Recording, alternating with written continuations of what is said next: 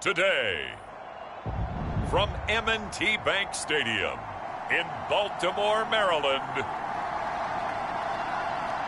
it's Week 11 of the NFL on EA Sports.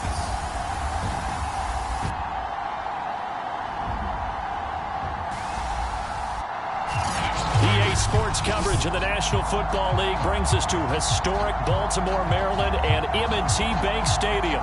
Today we've got an interesting Week 11 matchup on tap between the Cincinnati Bengals and the Baltimore Ravens.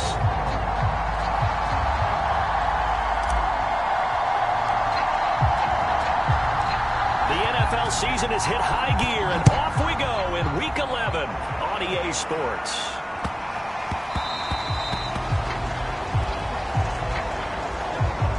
Here are the Bengals on offense, and here is Joe Burrow ready to lead them at quarterback. And no excitement unless you're on the defensive team of last week in his numbers, because the only excitement he really generated was the one interception he threw. Yeah, no touchdown pass. Yeah, and his team wasn't real thrilled about that, and they lost the game. So I know this week has been tough on him because he's been working hard. Fundamentals, footwork, finding the right targets, and bottom line, how do they get a win? And his first pass here is going to fall incomplete. These two teams met in Baltimore. You might remember earlier in the year with the Ravens winning that game. So a win here in Baltimore would give them the season sweep. To throw again on second down. Burrow. And that falls to the ground, incomplete. A nice job of bodying him up defensively, and now it brings up third down.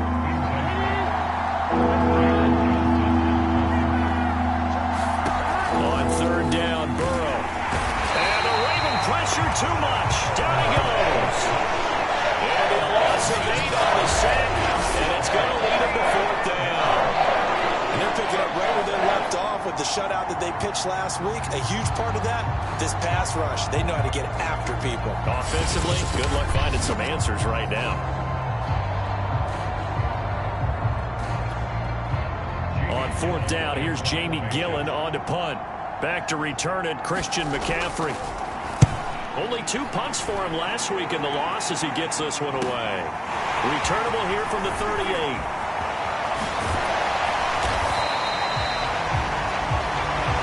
Terrific return there. 27 yards all told. And the Ravens set up well to begin their drive as it'll begin in enemy territory already.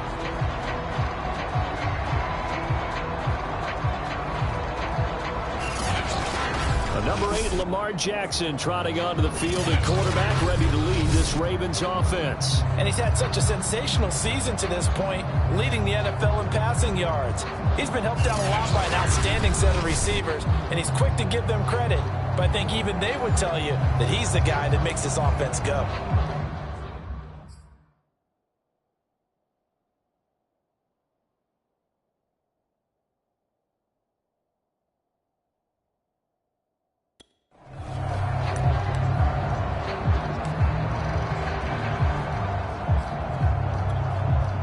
Ball up to the 35 now as they come up on 1st and 10. Off the play fake, here's Jackson. Oh, he's going to air it out right away.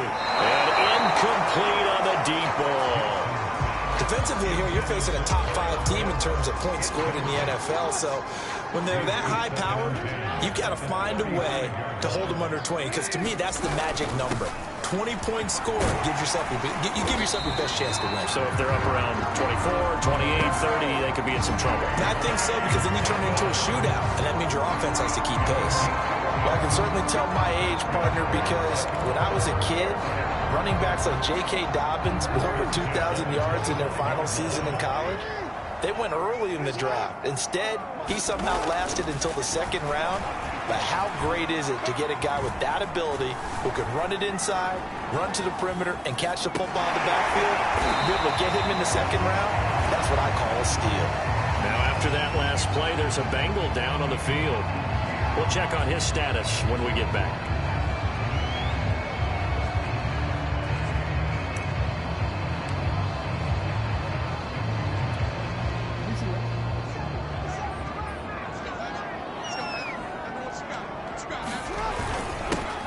first carry now for Gus Edwards.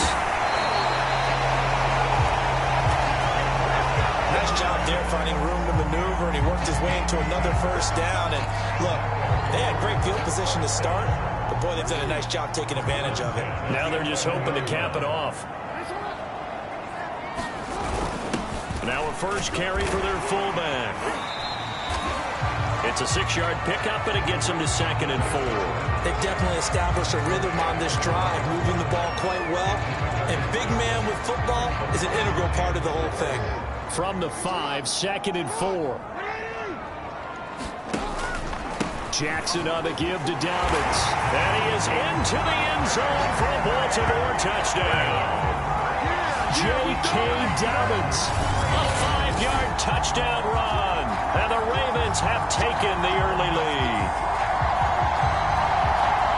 Both sides of the football in sync early. You force the 3 and out, and then you take it down, score points. You know what that tells me? They sold their game plan really well. Head coach said, listen, we're just going to stop them on 3 and out. We're going to take the ball downfield and score.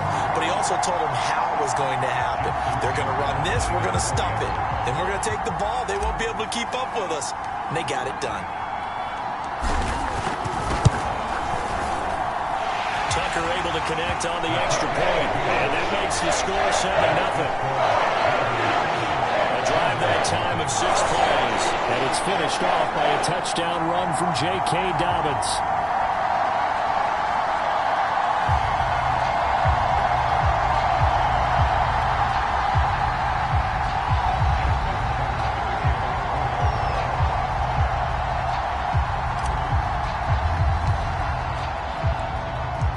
Tucker now to kick it away following the touchdown. This fielded right at the goal line. And a nice job there on special teams to limit him to inside the 15 as he's dropped at the 14. For most people, the excitement of a kickoff return is to see a long one that goes back in the opposite direction. But for the guys covering it, it's being able to stop them deep in their own territory. How about that incredible form tackle right there? Shoulder into ball carrier, and down he goes.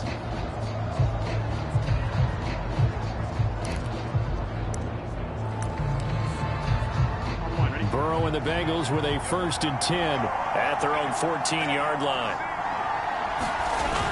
Here's a play fake. Now the pressure comes and he goes down. Just inside the 10 back.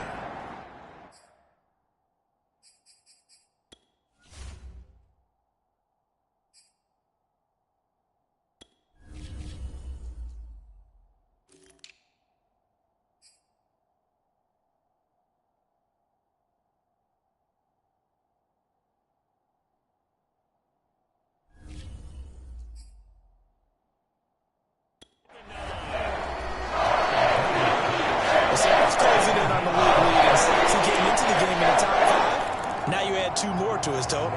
Coming up now on a 2nd and 15 following that sack. Now Burrow. In trouble and the ball's out. It's in the end zone loose. And this will be gathered up in the end zone. And that's a defensive touchdown. That's something you have to be wary of on your side of the field, that close to the goal line. The defense, they are looking for that football. They got it. They scored it. You are so right, and the quarterback has to speed things up himself. So close to the goal line, they're going to get after you. Make sure you get rid of the football and in a safe place. Tucker now for the extra point.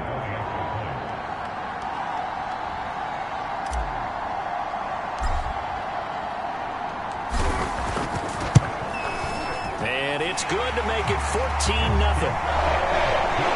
The scoop and score are always an exciting play in football, and we witnessed it there. Grabbing it off the ground and then running it into the end zone for 6.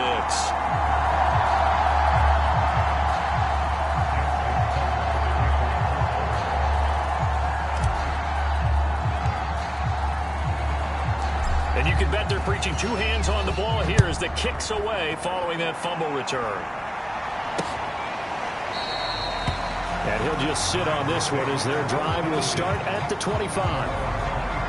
Joe Burrow and the Bengals set to go back on offense. And I guess the question, Charles, is what's the formula for keeping him better protected? Because as we see, the protection, it struggled. And normally what you get is renewed determination. When the big guy gets hit, that usually sparks people. Hey, we can't let this happen anymore. They take it personally. He's not supposed to be on the ground, but that hasn't been the case so far in this game. So maybe they've got to figure out how do they get rid of the ball faster to help out the offensive line so he doesn't get hit as much. And we'll see if they can keep him off the ground now going forward. The Bengals drive about to get going. On 1st and 10, Joe Burrow. And that is incomplete. He couldn't hold on through the contact. Brings up 2nd down. That's what you're going to need to do against those big receivers. You got to get in there and get physical with them. That time he got in close, got in tight, and knocked the ball away. On 2nd and 10, Burrow. Into a sea of defenders and intercepted. Picked up by Jalen Johnson. And he brings it back to right around the 26-yard line. So more problems here in this first quarter. Already 2 scores down, and here they give away the football. And if I'm the head coach, I think it's time to start lighting a fire under some of these guys. Now, you have to do it within your personality. They can't perceive it as fake. But I'd go get after some guys because they don't look ready to play to me. They look flat, uninspired. It's time to get moving. And he sneaks his way forward only for a couple here. 2nd down. So, Charles, you talk about this offense, how well they played. I mean, the defense, too, really. But they're sitting at 10-0 now on the year. 4-0, 5-0, that's nice. But once you start hitting double digits with these wins and no losses, I think the seriousness of the situation, it just has to ramp up. Yeah, and when you do say 10-0, it can't scare you as a team. Just think about it this way. For most of the year, they've been playing to win their division and get to the playoffs. Now the playoffs are just about a foregone conclusion. So now they have to down-focus their thoughts about getting home field advantage and finishing unbeaten, and they need to make sure they keep it in that order.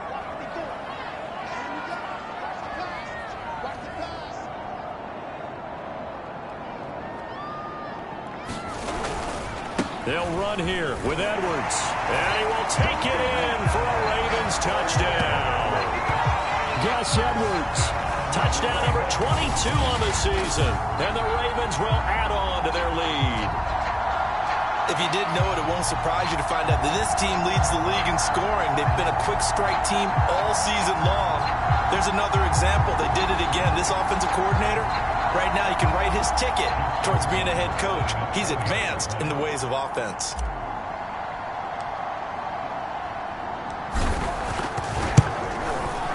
Tucker with the extra point, and that makes the score 21 to zip. Scoring summary, 3-play drive, and it was polished off by the Gus Edwards touchdown run.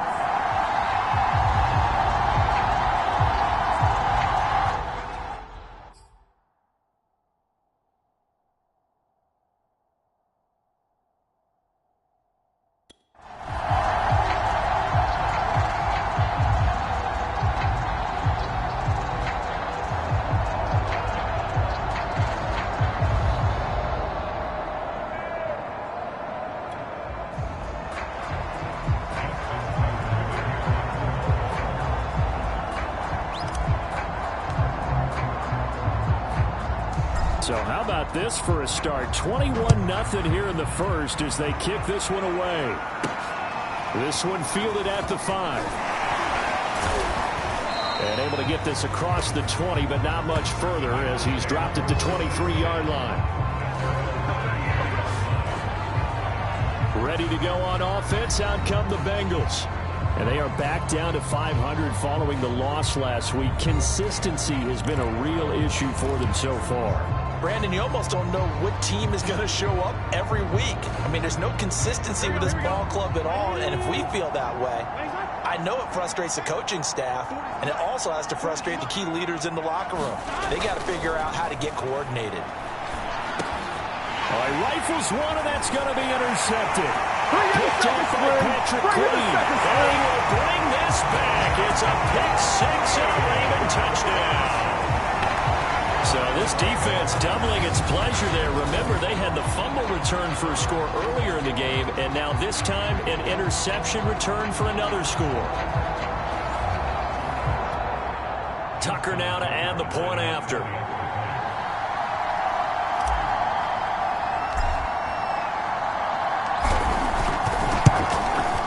It's good, and they stretch their lead to 28-0 now. A heck of a play there defensively, getting the interception, navigating his way into the end zone for the touchdown.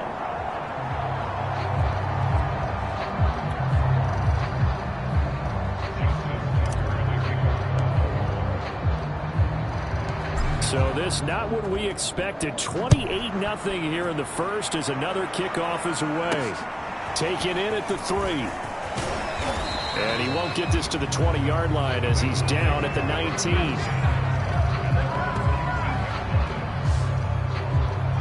Cincinnati now ready to take the field. And fresh off the pick 6, they've got to forget about that quickly. In this case now, the guy throwing the ball, he's got to be like what we talk about with defensive backs who get beat for a long touchdown. Short-term memory, right back out there doing the things that he does best, and knowing that taking care of the ball is paramount. Here's his opportunity. It all comes back to those defensive backs for the former DB, right? I don't know where that comes from. It just kind of emerges out of me for some reason. It's deep in there, right? These are his numbers from last week's contest. 18 carries, 71 yards, and a touchdown. And to me, the goal is the exact same thing as last week. Get him the ball early and often. I think he's got another big game in him in this.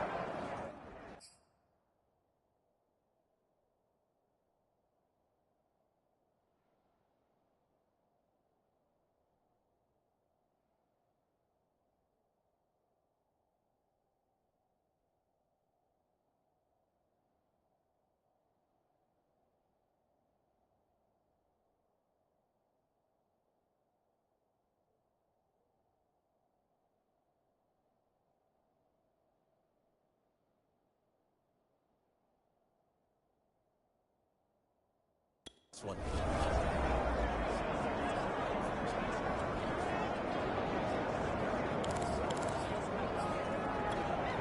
The last run good for 2. Here's 2nd and 8.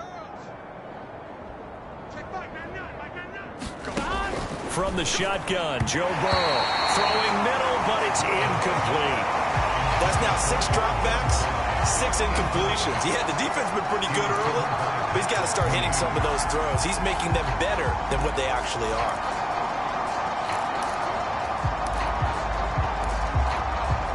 So the failure to connect on 2nd down, that leaves him staring up here at a 3rd and 8. From the shotgun, it's Burrow. And that will be incomplete. Has to be a little bit of frustration there. Back-to-back incompletions. Receivers blanketed on both attempts. This time on 3rd down. Here's Jamie Gillen now as he'll punt it away for the 2nd time. 46 on his first kick. This one in that neighborhood as well. Taking it to 37.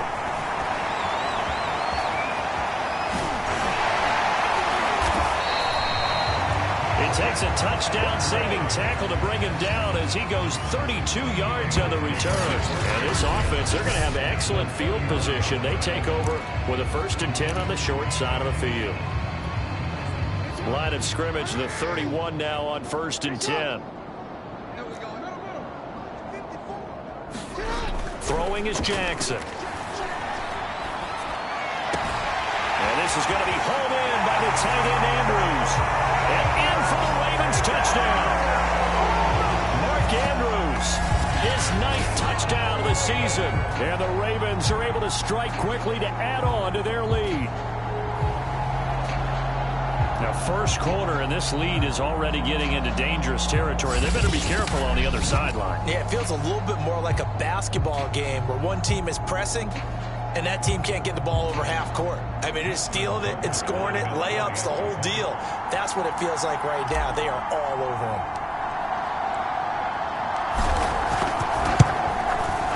Tucker able to connect on the extra point, and that makes this 35-0 now. Those are the kind of drives they like on offense, from the coordinator to the quarterback, the line, everybody. One-play drive and into the end zone for 6.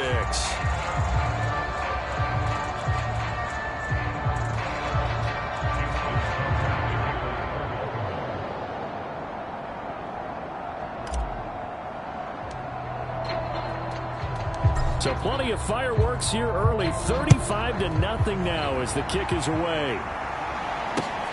Taking it about the 1. And all deep in his own territory. He coughs up the football. And it's picked up by the Ravens. And this is going to be brought back for a Baltimore touchdown. But that's got to be so disappointing for a defense. You force the fumble, think you got a chance at a turnover, and instead, not only do you give up the football, you also give up a touchdown as well. Yeah, you just think to yourself, you've done all the hard work, right? You forced the fumble, but when they didn't come up with it, I think they relaxed a little bit or maybe lost their focus as well, and it ended up turning out to be a touchdown against them.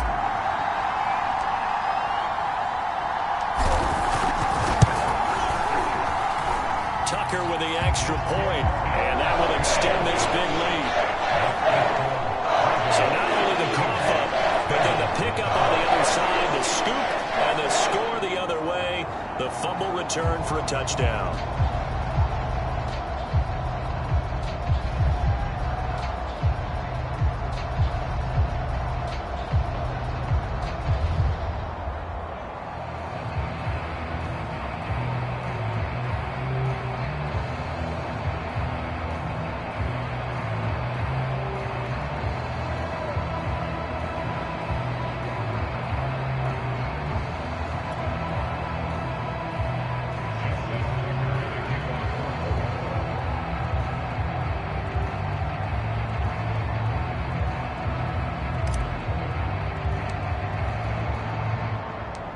So here's the kickoff now as he'll get it again following that fumble return for a score. Fielded just outside the goal. And all deep in his own territory. He coughs up the football. And this is going to be brought back for a Baltimore touchdown. So they get the one-score kickoff, get a fumble, take it right back to the house. 2 quick touchdowns within a matter of about 10 seconds on the game clock. It's like a big 1-2 punch that may lead to a knockout.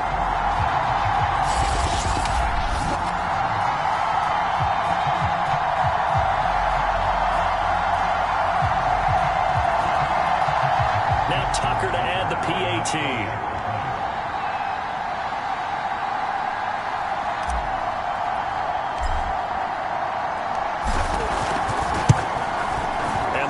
Is on here in this first half. The scoop and score, always an exciting play in football. We witnessed it there, grabbing it off the ground and then rumbling it into the end zone for 6.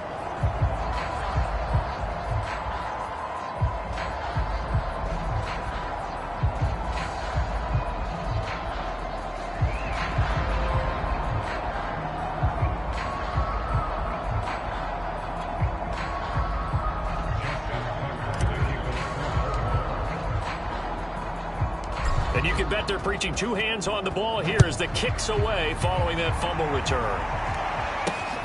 This will be fielded inside the 5. And he'll get it up past the 20 to about the 22.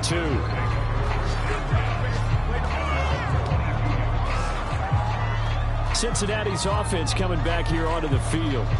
They're still in search of an initial first down as they come up here 1st and 10.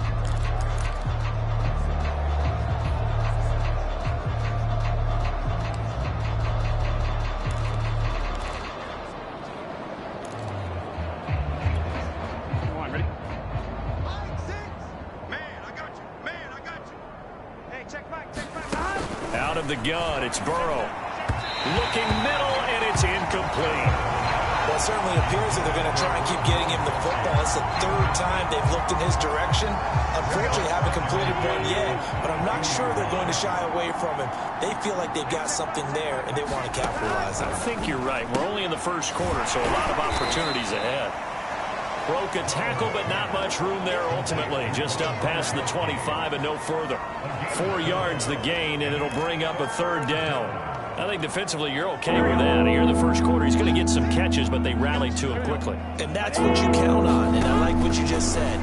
First quarter, can you do it all game long? They catch it, you tackle them, they go down on the spot. Because when you're able to do that, you don't give up big chunks of yardage after the catch. Now you put the offense in a position where Every series, they have to work hard to pick up first downs, and you tend to stall them out when you do that. Fair catch signaled for and taken just shy of the 30-yard line. A 41-yard punt there with no return. And the Ravens, they'll take over.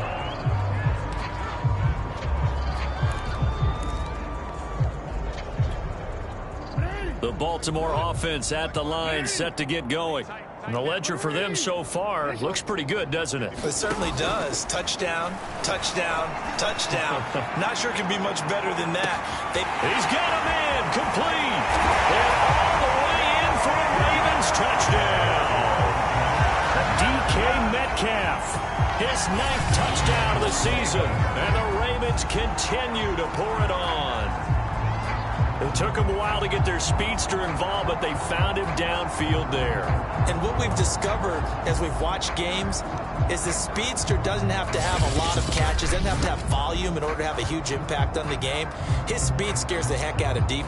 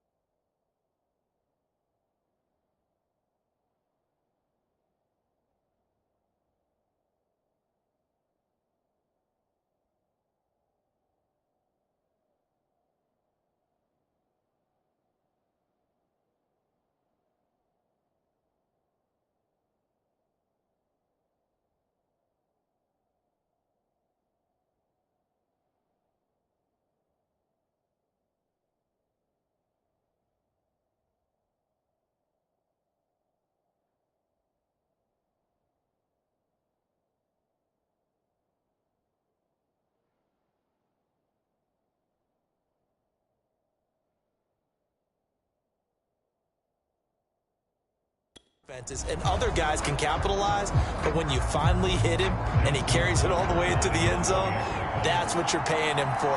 That big threat that can make big plays on a limited number of catches. That's how you step on the stage with your first catch. Take it to the house. Tucker able to connect on the extra point, and the lead will swell by one more.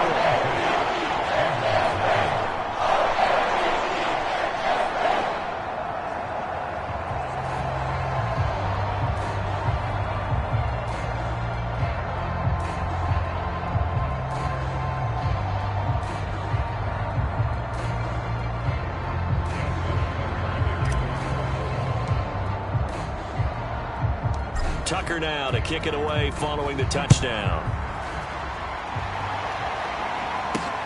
Fielded just outside the goal line. And no chance to get away as they'll get him down at about the 17-yard line.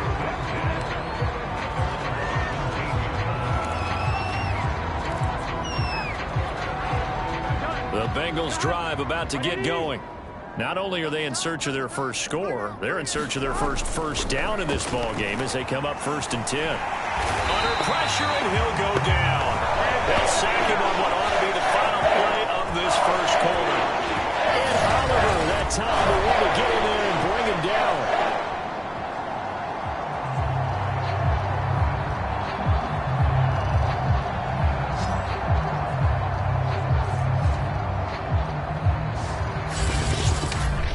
We are in for a good one as we're through one on EA Sports.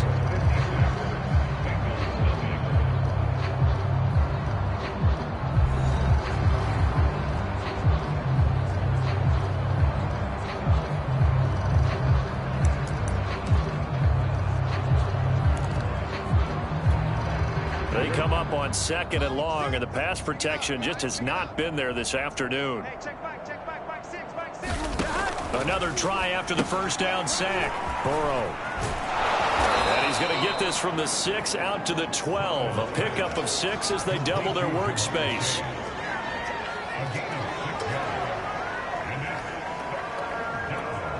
The Bengals on 3rd down. 0 for 3 to this point. They could use a conversion. This is 3rd and 14. Burrow will throw. Now they set up the screen. That's complete. And he'll be just shy of the 20 at the 19 as he goes out of bounds. That one good for only 6, and it leaves him with a 4th down. And that doesn't have to gain big yardage to be an impactful play, because if you get those pass rushers second-guessing themselves that they might get hit with a screen, maybe you can wind up slowing them down just a step. And if you do that, that's a win for that play. Here's Jamie Gillen now as he'll punt it away for the 4th time today.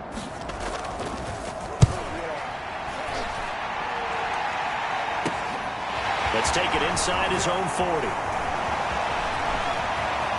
And he is out of bounds, but not before he's inside the 30. Excellent work on the run back there, 33 yards. And the offense will take over with a new set of downs. This Ravens offense heads back out there, led by Lamar Jackson. And he's been good. 2 first-half touchdown passes, no interceptions so far. Does a lot for your confidence. Does a great deal for your team. Gives them a lead, and they're feeling really good about how they're playing. I think he expects to throw at least another one. I was going to say, now he wants the first-half hat trick, doesn't he? Oh, without a doubt. Go ahead and float him on the field, folks. He wants that type of celebration. And they'll bring him down at the 18-yard line. That one good for 10 yards. And it'll be 2nd and very short. On any explosive run, you can almost feel the ground shaking, and that's from the offensive linemen creating space for their runners. I had an old coach tell me before, they always told his runners, run around the offensive line in pregame. Get used to the ground shaking so you don't trip. And he'll take it into the end zone for a Ravens touchdown. J.K. Dobbins with his 2nd touchdown here in this first half. And the Ravens continue to pull away here in this first half.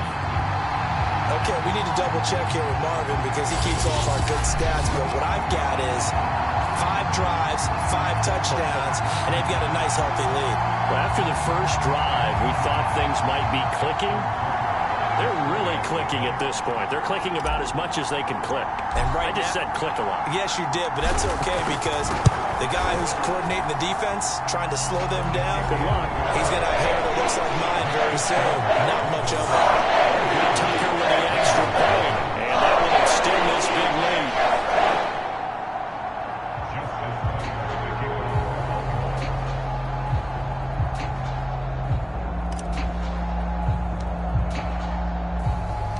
Tucker now to kick it away following the touchdown.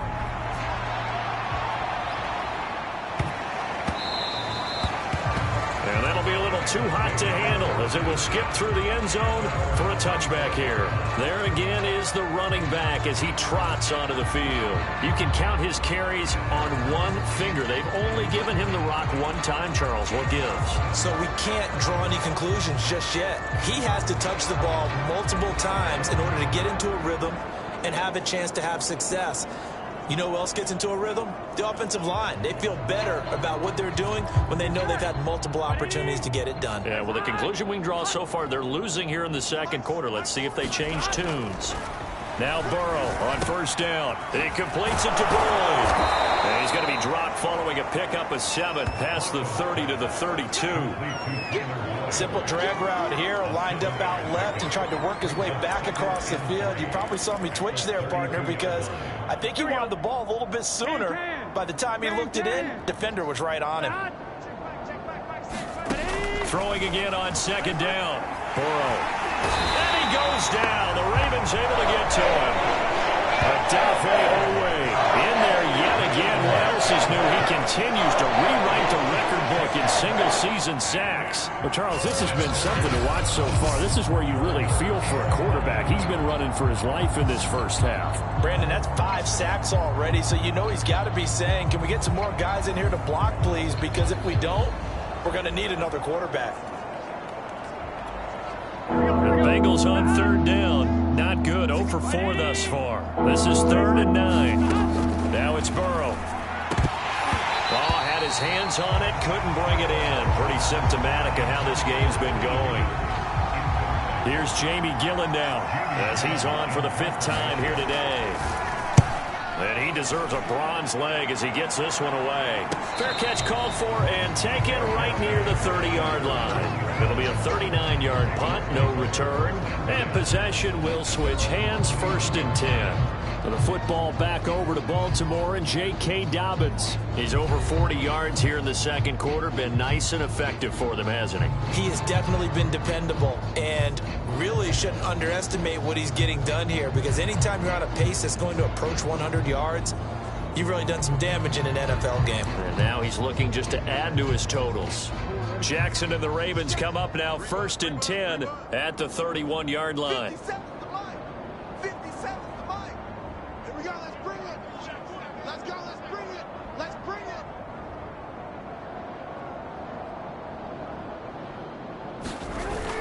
The drive starts with a carry by Edwards. And they get him down, but not before he takes it across the 40-yard line. How many times do we say in this game that speed kills, and it does it in so many different ways? In this case, you got a back who's quick and shifty, can make moves, make people miss, but also gets to and through a hole before it can close down. That's some of the benefits of that speed, not just outrunning people in the secondary, and that led to a really nice game.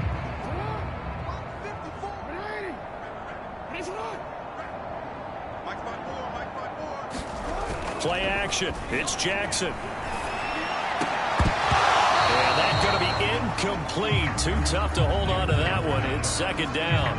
These two teams, you might recall, met up back in September in Week 3. And it was the Ravens getting the road victory in that one. So now they'll look to finish off the season sweep here in Baltimore. So now 2nd and 10 after the incompletion on 1st down.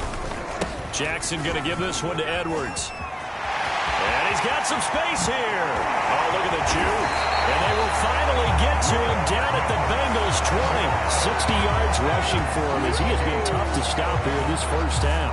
They had a chance to limit his yardage, but he was able to fight off that tackle. So it's not just the responsibility of the guys who missed the tackles along the way. It's all 11 on defense, able to stop this guy, unable to do it on that play. They've got to find a way. How about his ability to break through and gain that yardage? So a big play as it gets him all the way down to the 20 now for 1st and 10. Check, check, check, check. Hey, middle.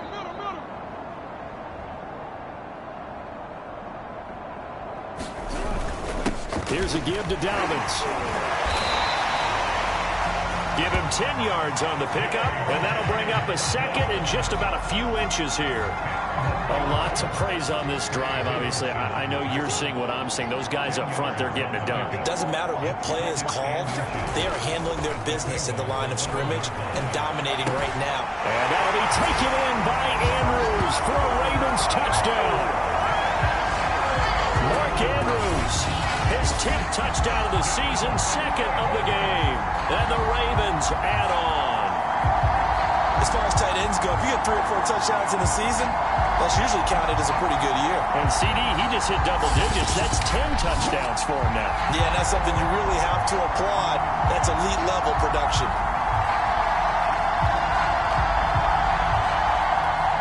Tucker now for the extra point.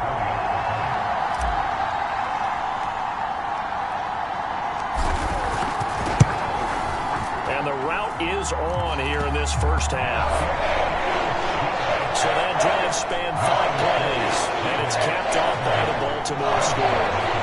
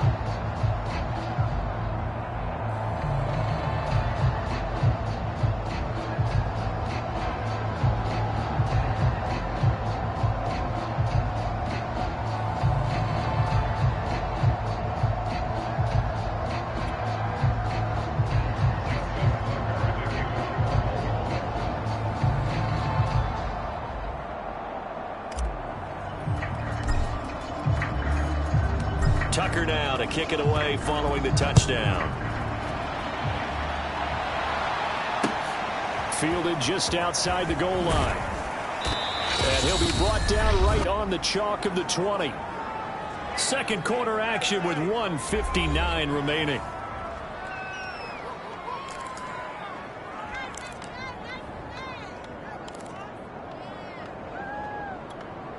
We'll remind you that coming up at halftime, we'll join Jonathan Coachman and the gang in Orlando. Coach will have stats and scores from the early games going on here around the NFL. Meanwhile, Burrow's throw taken in here by Chase. Now they got to get to the line quickly. Looking to throw again on second down. Burrow.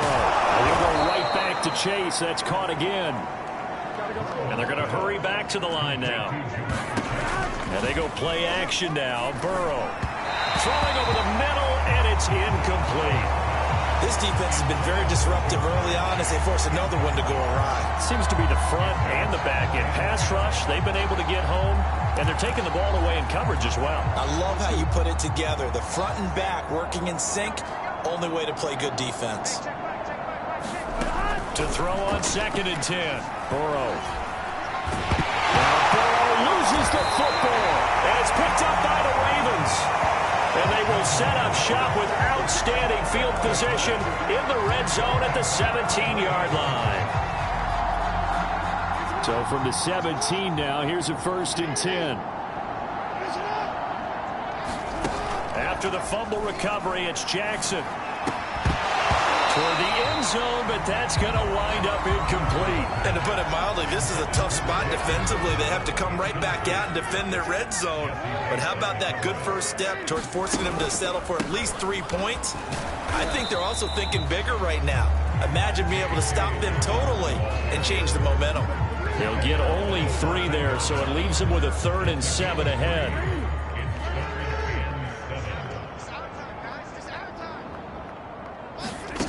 Now Jackson. Got a man, it's caught for a Ravens touchdown. Jalen Waddle with his 28th touchdown, drawing level with Sean Alexander for the 2nd most in a single year. And the Ravens continue to pour it on. They have really had their way so far in the first half, but they wanted to continue to build on their lead. They know that no lead is safe in this league, so they decided to try their best to get one more as they headed into the half, and they got it done. Tucker now to add the point after.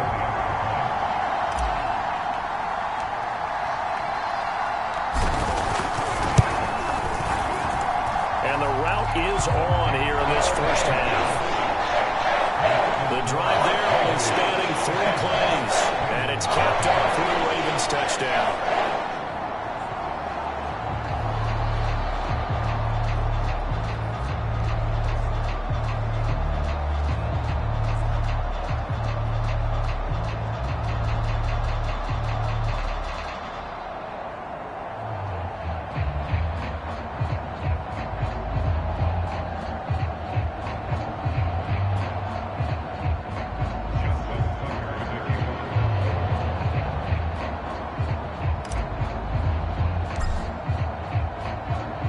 Tucker now to kick it away following the touchdown. Taking it about the 1. And he's going to be out of bounds here as the run back will leave him shy of the 20-yard line. The Bengals going to take over late in this first half. And with the score where it is, even though I think they'd love to get back to the locker room, they may be forced to try and get something out of this drive.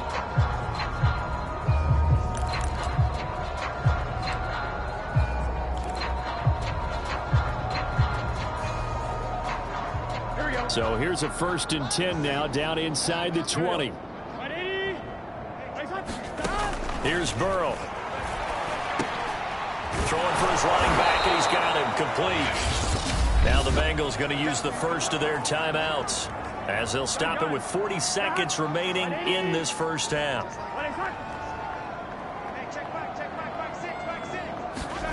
To throw again on 2nd down. Burrow.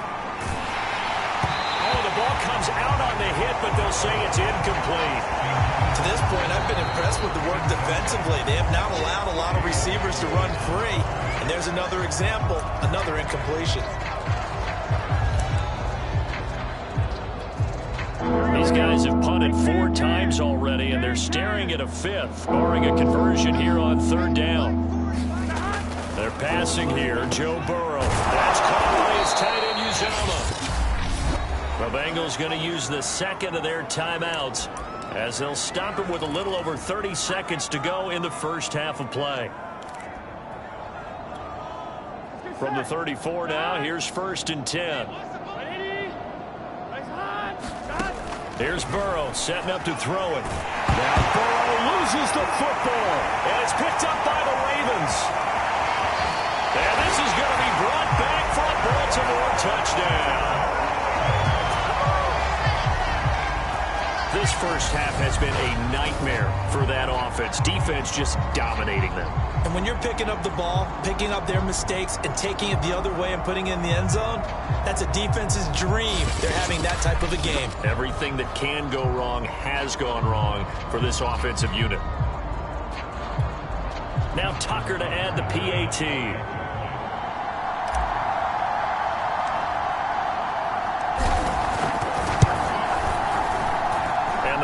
Is on here in this first half. So not only the cough up, but then the pickup on the other side, the scoop, and the score the other way. The fumble return for a touchdown.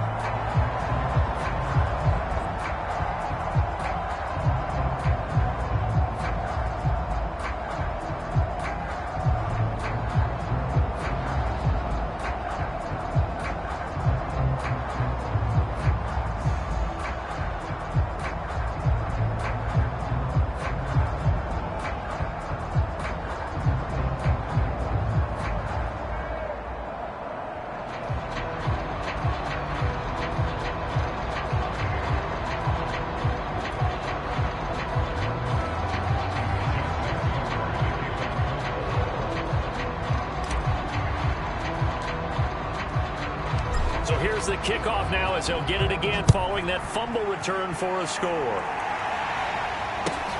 Taken in at the 3. And he had no room to run as he's tackled down inside the 20.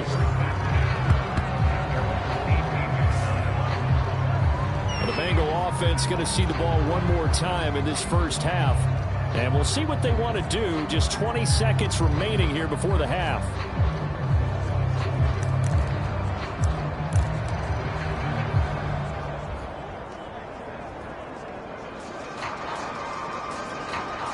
Clock at 20 seconds to go in the half as they come up 1st and 10. They'll indeed try to run it out as they start on the ground. And he'll just push his way forward for a few as the clock will run. The Ravens going to use the second of their timeouts as they'll stop it with 14 seconds to go in this first half.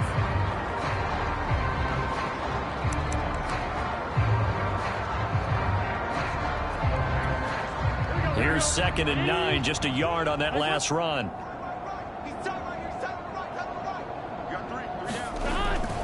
They'll keep it on the ground again here. And he'll just keep 2 hands on the football as he'll be taken down after a short pickup. And now they'll take a timeout defensively. After the 2nd down play, they burn the timeout, making him sweat out the final few ticks here in the 2nd quarter.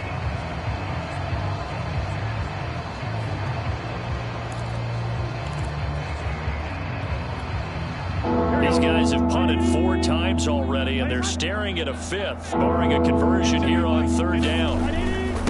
Once again, they'll keep it on the ground. And that's not going to get it done. He'll come up well short of the first at about the 21. It's a gain of 2, and it will be the final act of this first half of play.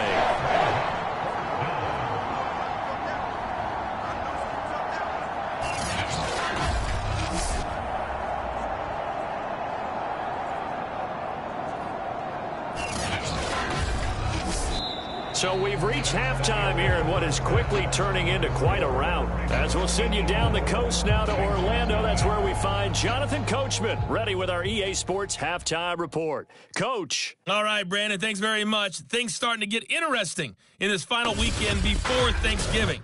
So let's see what's going on around the NFL. We'll start our tour with a trip to FedEx Field, where we find Green Bay on the road to take on Washington. And it's the Packers who are out in front in the second quarter. Aaron Rodgers with 2 touchdown passes. From there, we'll head down to Charlotte to check on the Panthers at home at Bank of America Stadium. And you can see they trail in that matchup against the Tampa Bay Bucks. Tom Brady, sharp as ever. He's got 2 touchdown passes. Finally, let's get to Philadelphia. Check on the Eagles at home at Lincoln Financial Field. And they trail the visiting Chicago Bears. A couple of touchdown strikes there from Justin Fields. In the game you're watching, we've seen a strong first half out of Lamar Jackson. His guys have the lead as we'll hand it back over to our commentators, Brandon Godden and Charles Davis. All right, Coach, thank you, and we welcome everyone back for quarter number 3. The Ravens ready to receive it, and they've got the lead as well as we resume play in the second half. Here's Christian McCaffrey to return it. And they'll have good field position here as he's out of bounds up at about the 34-yard line. So here are the Ravens to take over on offense. They've got the lead yet again in this ball game with their winning streak right now sitting at 10. Jackson and the Ravens come up now 1st and 10 at the 34. They'll run with Edwards here to begin the drive. Oh, he's got a little daylight. Look at this. Middle of the field, a breakaway. And all the way in for a Ravens touchdown. Gus Edwards with touchdown number 23 here on the year. And the Ravens add on. And he certainly played a pivotal role with those 2 TDs and why they're up on the scoreboard right now. Well, someone's all about winning, aren't they? Because he's not worried about the number. Sure, it's great to have 2 touchdowns. But the bottom line is what he's doing is contributing to their lead. He wants to continue to do so. Tucker now for the extra point.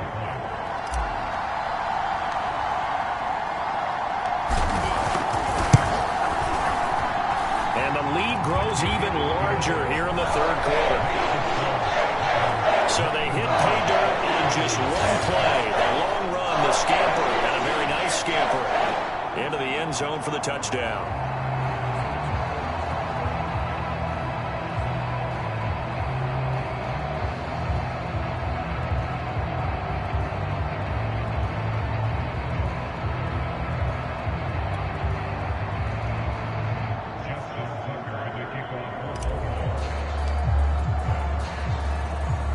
Tucker now to kick it away following the touchdown.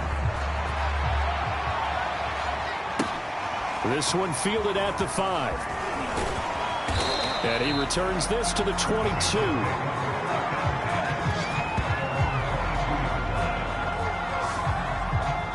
So here are the Bengals now as they get their first possession of this second half. They have been struggling. I would imagine at halftime they went through some possible changes. Well, those changes aren't working, so now where do you go? I think that now it's much more in their head. And what I mean by that is just what you said. You've gone over the changes. I bet they were pretty clinical at the half, not too emotional. They might need to go to the emotional side because you've got to find something, some spark somewhere. And so far, just being calm hasn't exactly worked. They need any spark at this point. Oh, he dropped it. And that's pretty indicative of the way this one's gone.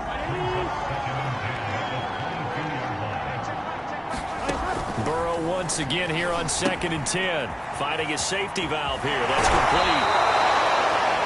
And able to break one tackle, but then quickly brought down. But a nice little gain. 9 yards, not quite enough, and they'll be left now with 3rd and 1. And a nice gain and a broken tackle along the way, and really we shouldn't be surprised, should we? That's what runners do, especially the best ones. They break tackles and gain extra yardage. On 3rd and 1, Burrow. And the throw there going to be incomplete.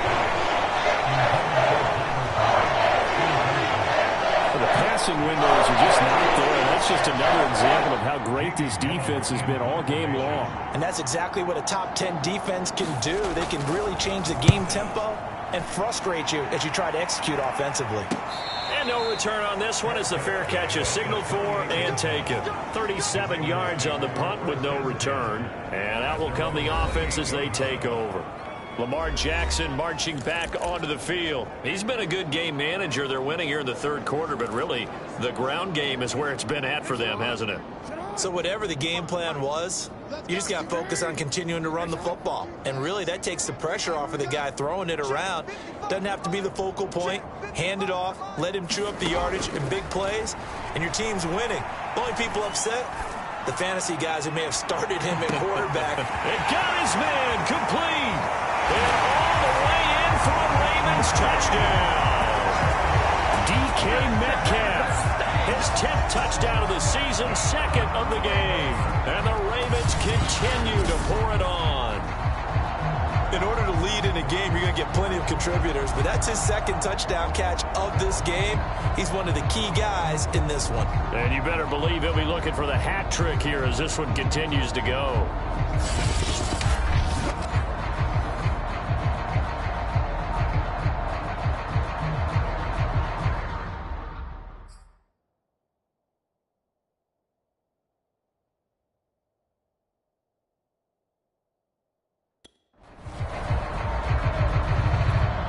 Tucker now to add the point after.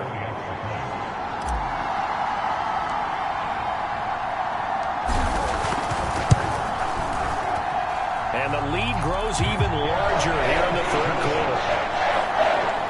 Well, the offense wasn't out there for a long time, but they were out there for a good time. One play, and they're able to hit pay dirt.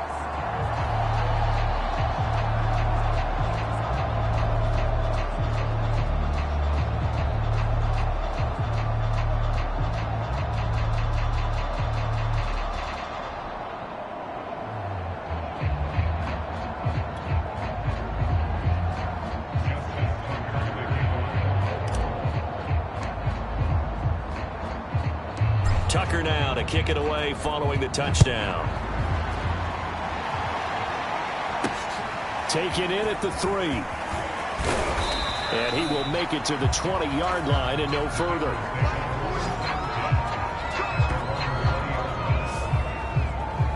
Now the Cincinnati offense ready to see what they can do here.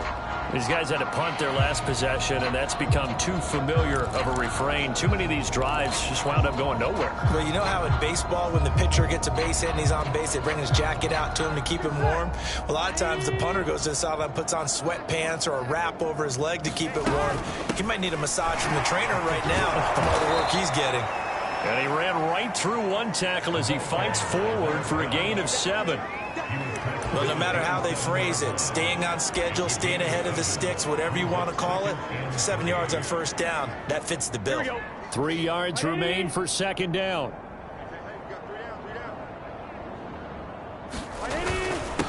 And he'll give it here to his running back. And he'll be brought down right at the 30 here. So many teams want to throw the ball in this situation nowadays, but I love watching a team that has enough confidence to go ahead and run the football in that situation. That's almost a tendency breaker. And they give this time to the tailback. And they're going to get him behind the line yet again as his nightmare afternoon continues. They'll lose a yard there, and it's 2nd and 11. How about that, partner? That happened in a hurry. Sudden, explosive, gets into the backfield, and spills the play. Yeah, he was AFC Defensive Player of the Week last week because of plays just like that. And now they will throw it with Burrow. It's complete. He's got Gronk. The reception good for 7. It's 3rd down. Let's not quibble about the gain there on 2nd down. That was a positive play because that was a take-what-you-can-get situation. Got out to the tight end. Now it gives him a much better opportunity to convert on 3rd down. He's going to flip one out here to his running back. And that play went nowhere. Losing yardage. Will be back at the 36. This will wind up a loss on the play. And that'll bring up 4th down. No surprise they decided to throw on 3rd down. A little bit of a surprise that they completed the pass and lost yardage on the play.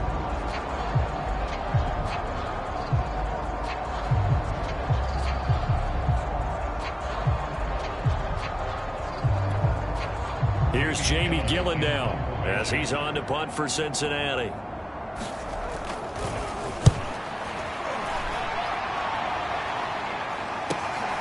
This is brought in at the 21.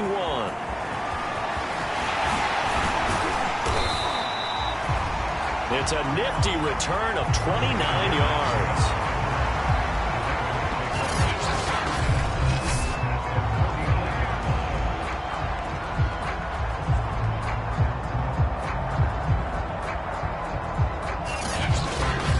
The Ravens offense now, they get ready to head back on the field. And following that long touchdown pass, a one-play drive last time, see if the defense, you know they're ready. They don't want that to happen again. And you would have thought they would have been ready the last time. That's what you work on all the time. Make sure that no one gets behind you. That's the cardinal sin of defense, not giving up the long pass. They did. Let's see how they adjust. Jackson's throw is taken in by Waddle. And he's corralled, but not before getting it inside the 35. And if anyone thinks they're just going to tuck their horns in and pull back off the throttle a little bit, you can forget it. Even with this big third-quarter lead, I think this team's going to continue to take their shots downfield, and there's another completion.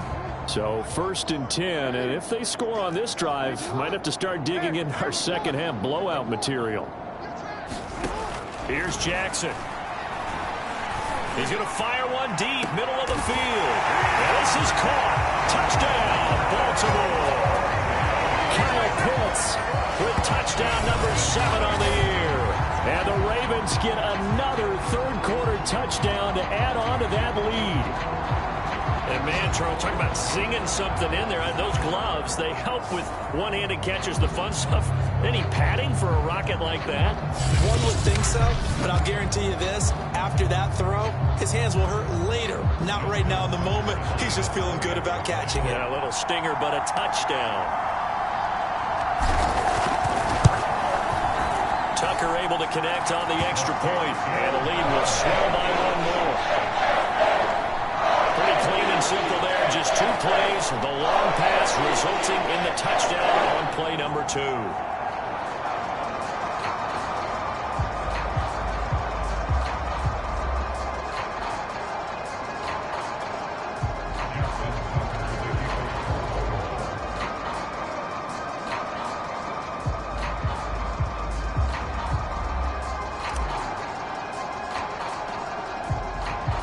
Tucker now to kick it away following the touchdown. Taking it about the 1. And he's going to be out of bounds here right at the 20-yard line.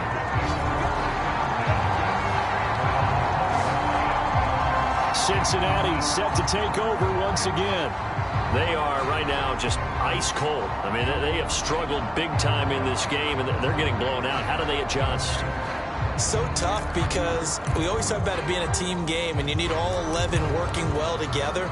But every now and then, partner, you need that one guy who can make a play against all odds that maybe can ignite things. And I think that's what they're looking for right now. Yeah, you talk about going to your playmakers. They probably need to do it. Find someone that you're used to touching the football that makes big plays and give them that opportunity to maybe wake up everyone else. Yeah, boy, this defense again really making things tough on him as they stop him for no gain. He continues to struggle to find a crease to break off a big one and might need to just put that aside and just try and ram his way forward and get what he can. 2nd and 10. Burrow looking to pass.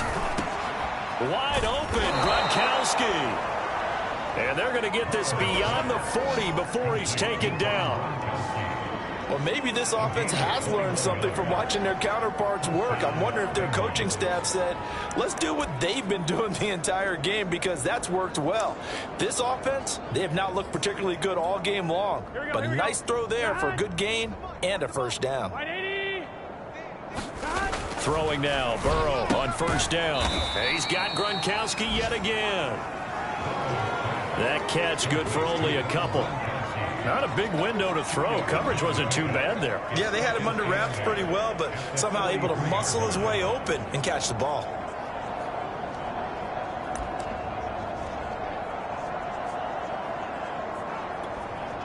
Second and 8.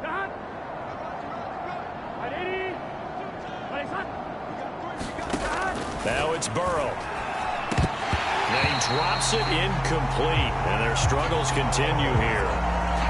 Another attempt, another incompletion. And when I look at the scoreboard and where we are in this game, it comes to mind that they have to start getting the ball in the hands of their playmakers. Throw it to the guys that maybe can take a short pass and turn it into a long gain or make people miss downfield. They've got to have points. And the guys who can put the ball in the end zone, they're the ones that need it. And the Raven pressure too much. Down he goes. And the defense coming through on third down. A loss of 7 to bring up 4. He's NFL sack leader coming into the game, and now that's 2 more that he's added to his total. He wants some separation from spot 1 and 2 in that sack category. On fourth down, the punt team is on as this is sent away. This is taken at the 18. Shifts past him. So a change of possession here on the punt.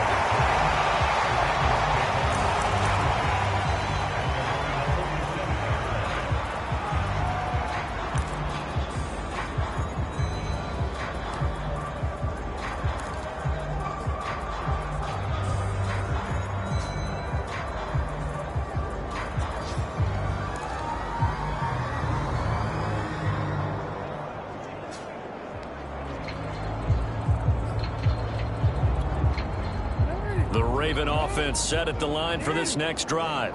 They've really distanced themselves. They have put the pedal to the metal, I guess, so to speak. So definitely have them in the rearview mirror, don't they? And now off to the races, down the right side. And he is into the end zone for a Baltimore touchdown. Christian McCaffrey with touchdown number 7 on the year. And the Ravens are able to extend their lead in the final seconds of this third quarter. Tucker with the extra point, and that will extend this big lead. I'm not sure if they drew that play up to score, but it scored indeed. 1 play on the ground and into the end zone for 6.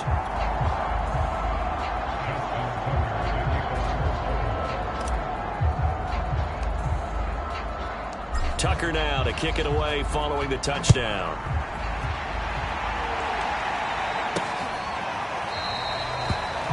And not willing to risk another fumble. He'll sit on this one. It's a touchback.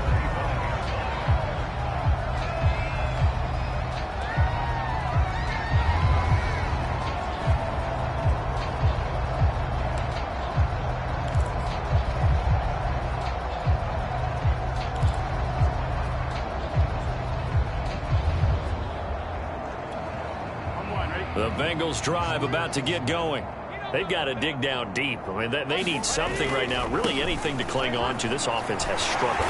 Partner, join me in a walk to their locker room at the half, okay? Because I think what we would have seen is an offensive coordinator and his assistant coaches getting together with all their positions, then coming together as a group, going over adjustments, and then the head coach coming in and just screaming, "Wake up. Yeah. Let's get moving, guys." I'm kind of glad we weren't in there at halftime, actually. I mean, you think he might have turned it on us, too? Yeah, but right now, whatever was said hasn't been working. The run only got a yard. Here's 2nd and 9. Looking to throw. Got an open man. That's C.J. Uzomah. That throw good for only a couple. It brings up 3rd down.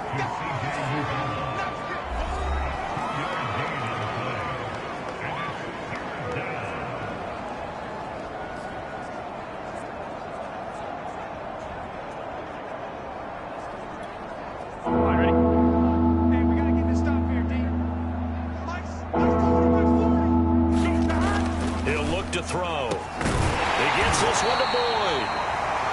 And he's going to come up a bit short. He needed to get to the 35 for the first, but he only makes it to the 34. Here's Jamie Gillen now as he's on to punt for Cincinnati.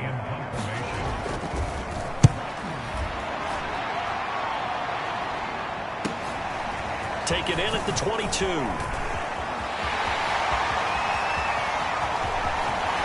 Bulldozing his way through.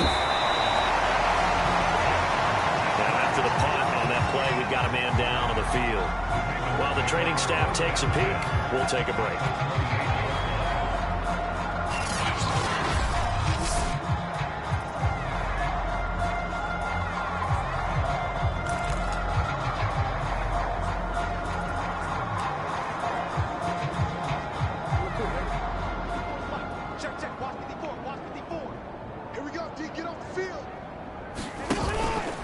On 1st and 10, it's Dobbins.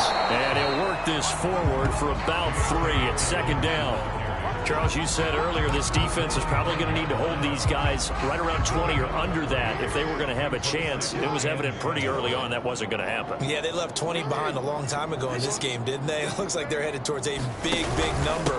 But 20 was the threshold because that kept them in the ball game and kept the pressure off of their own offense. 69 yards rushing for him now with a couple of touchdown runs to boot. Brandon, I've got to think this offensive line has got some smiles on its faces. And I know it sounds crazy, but they practiced for this back in training camp. They knew they'd be in situations where it'd be extra defenders in the box coming after them, trying to keep them from locking down a game. Right now, they want to show the world they're up to the challenge. And he'll be out of bounds, taking it just shy of the 10 at the 11 or the 12. And Brandon, this is the time of the game when Jackson can really take over. He's got the defense's legs a little bit tired. He's got them on the run. Yeah, this defense looks gassed, and you're exactly right. Second half with the lead, this is when Lamar Jackson seems to thrive. And he'll take it into the end zone for a Ravens touchdown. J.K.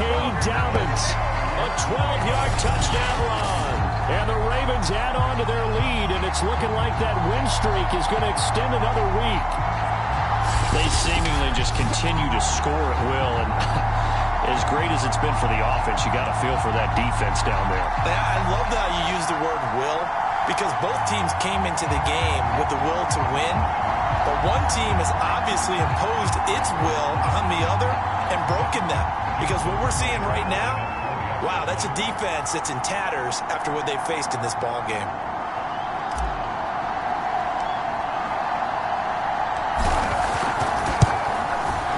Tucker able to connect on the extra point, and the lead will swell by one more. So that drive, 4 plays. And it's finished off by a touchdown run from J.K. Dobbins.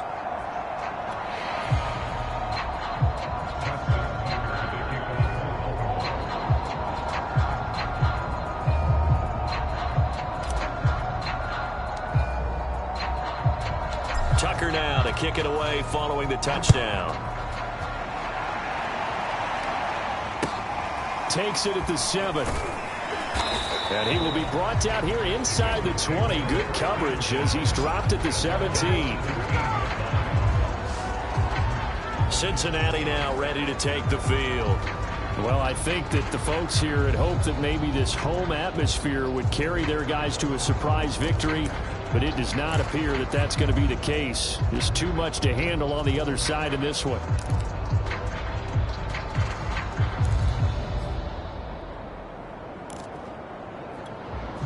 Burrow going to lead up the Bengals here, 1st and 10 at their own 17-yard line. They'll try and start this drive in the air. And he goes down. The Ravens able to get to him. That'll be the loss of 7 on the sack, and it brings up 2nd. We've been around this league for a while. Many coaches never pull their starting quarterback, almost no matter the situation. In this case, though, I think he's got to make a decision. He's taking a pretty good beating out there. Yeah, with the deficit, maybe not wanting to risk an injury.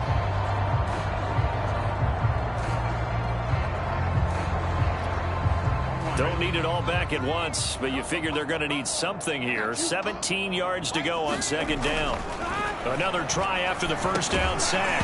Burrow, now he drops it incomplete, and their struggles continue here. He did a fine job there of not hitting him before the ball arrived, and I've got to tell you, you can often mistime that play because of the angles of approach. When you're going to get him, sometimes you panic as well and think, I've got to be there right now. Instead, in this case, timed it perfectly and knocked it free. That one good for only 6, and it leaves him with a 4th down. So much about this game is just understanding situations and then having to execute, isn't it? Guard the first down sticks. Don't let them get there. And they've rallied and made the tackle. So they're forced to punt on 4th as this one's away. And a fair catch taken back near about the 35, 36-yard line. So possession goes over here on the punt. And now here come the Ravens. And they just continue to roll right along, really. This has the looks of yet another victory as they hope to polish it off here in quarter number 4. They're not ready for this. They still playing soft. They'll try and burn some clock now with McCaffrey. And down he goes at the 45 after a pickup of 9. That's it. That's what you want. Straight ahead positive gain. Just keep that clock ticking.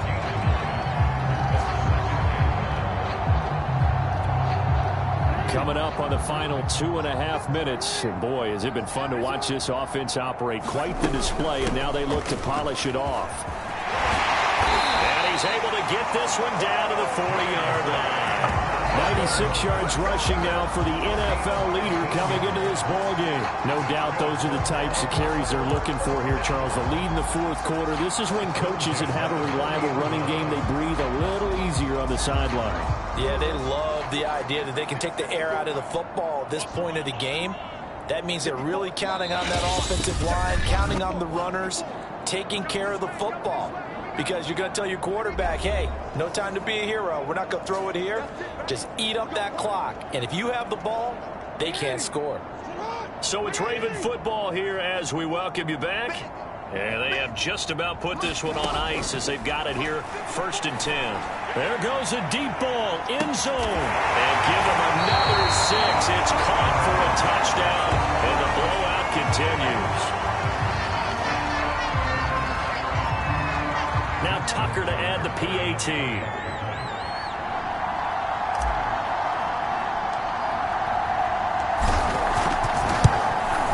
And this one was over a while ago as they just add on to their big lead. So they only needed 3 plays on that drive. And it's capped off by the Baltimore score.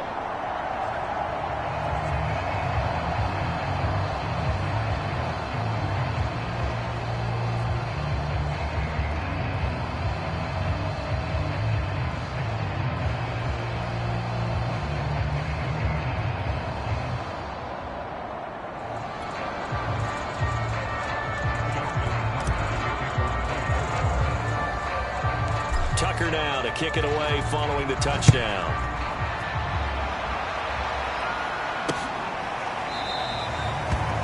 And not willing to risk another fumble. He'll sit on this one. It's a touchback. Cincinnati's offense coming back here onto the field. We certainly had a sense coming in here that these guys were in for a tough one on the road. That has been how this ball game has played out. They trail big as we continue on now here in this fourth quarter.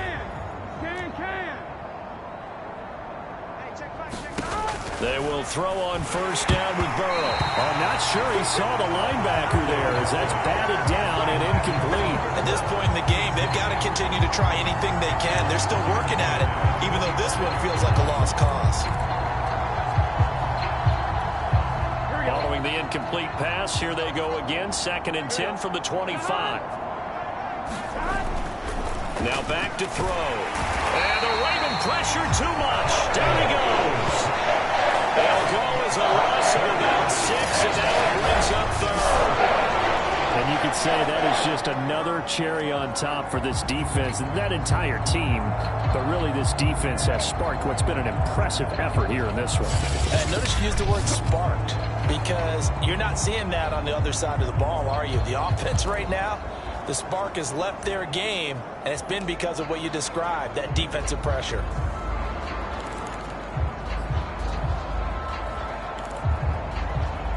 So that'll leave Burrow and the Bengals with a 3rd and long after that sack we just saw. And he's going to be intercepted a 3rd time. That's what he is, baby. That's what he is. And he will bring this back. It's a pick 6 and a Raven touchdown. That's the story of the game. They've been suffocating all game long on defense. They were suffocating there again in a big way. And they've done it not just by out-athleting them, which is often the case, but by being able to adjust to anything they tried to throw at them and beating them to the punch each and every time. This was a defense that was well prepared. Tucker now for the extra point.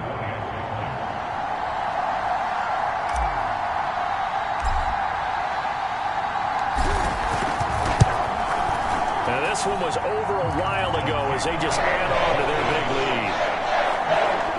So the defense creating some points, not only getting the interception, but then returning it to the end zone for the pick 6.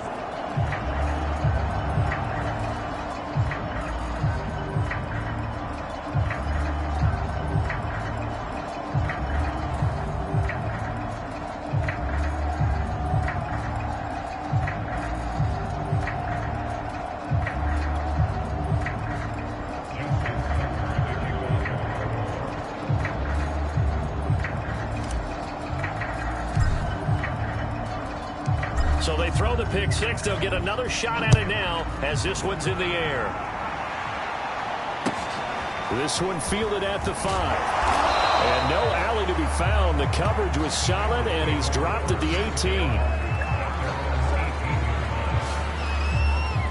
Now the Cincinnati offense ready to see what they can do here. And let's face it, this drive is not going to have any bearing on this game, but it's kind of important for one reason, isn't it? It certainly is. You got to get points. And, okay, all right, I'm being facetious here, but you get points, you feel a little bit better about yourself as you move on to the next one. So from inside the 20, here's 1st and 10 at the 18. After the pick six, they go right back to the air. Oh, he dropped it. And that's pretty indicative of the way this one's gone. That incompletion is not a surprise with the way that this one has gone, and the frustration of body language is evident everywhere. This team, they've really been put through the ringer in this one. Now he's going to swing this one out to his running back. And he'll lose yardage here. Back to the 15. 2 yards the loss, and now 3rd and 12. Boy, how good has this defense been, seemingly all game long. I really think right from the first snap, I think you're really onto something there. In this passing game, it just can't get off the ground. And that play, it wound up losing yardage. The defense, they'll spread the field, a dime package here on 3rd and 12. They'll set up to throw. Looking middle, it's caught by Gronkowski. And he's going to get this to about the 20, but that is well short of what he needed.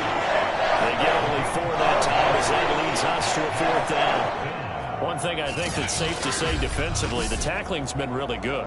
And because of that, it's been very, very hard for them to move the ball because you're not getting the benefits of run after catch. You're tackling almost on the spot. That means you have to run extra plays, harder to move it. So here we go. The offense is going to stay out there. They're going for it on 4th and 8. Here we go. It's Burrow on 4th down. And it's incomplete. They cannot convert, and they turn it over. They had to go for it with such little time remaining. And now possession's going to go over with a football at the 20-yard line. Baltimore about ready to go on offense. And this crowd has certainly liked what they've seen. Their guys fully expected to win this one coming in, and they have not disappointed as they've got the big lead here in the 4th.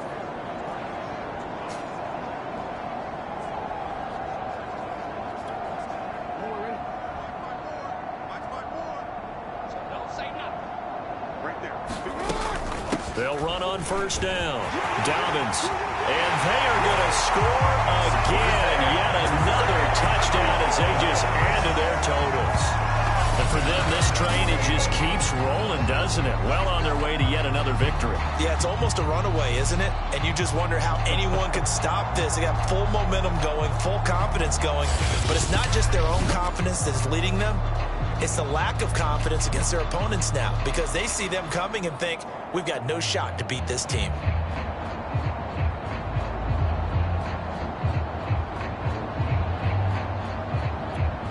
Tucker now to add the point after.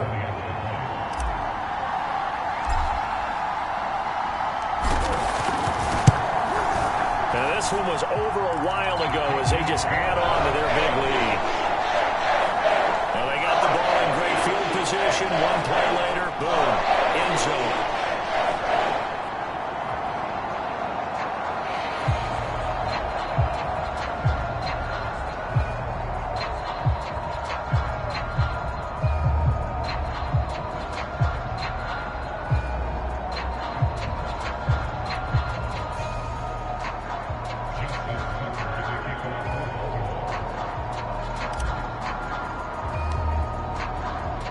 Tucker now to kick it away following the touchdown.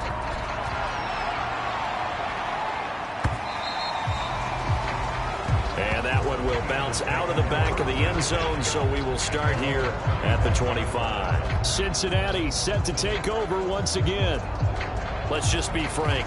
They're playing for pride at this point. That's all that's left because victory, not a chance now.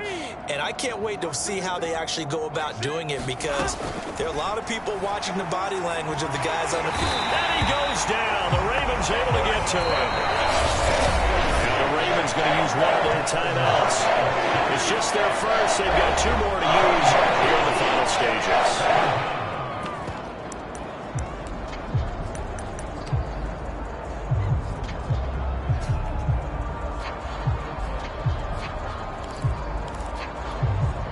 Now then, after the sack, it'll be interesting to see what they have planned for 2nd and 23.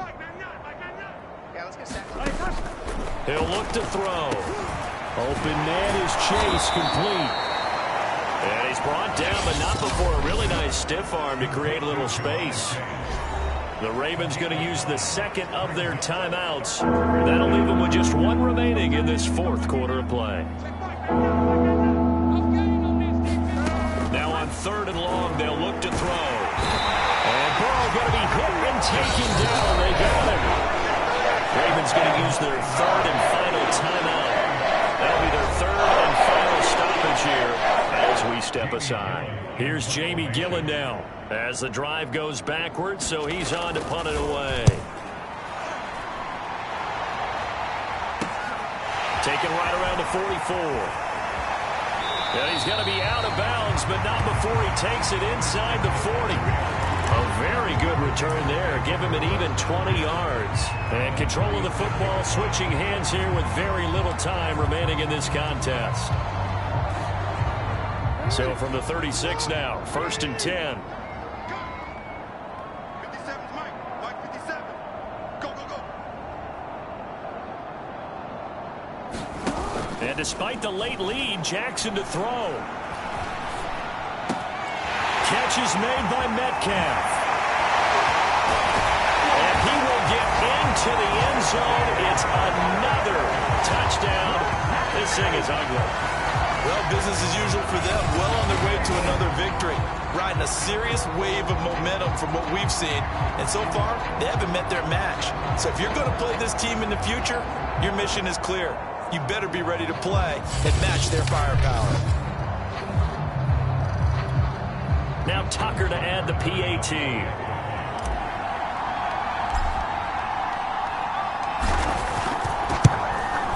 Now this one was over a while ago as they just add on to their big lead. They certainly made quick work of that, ultra-quick work. One of the fastest drives you'll ever see, just 1 play resulting in the touchdown.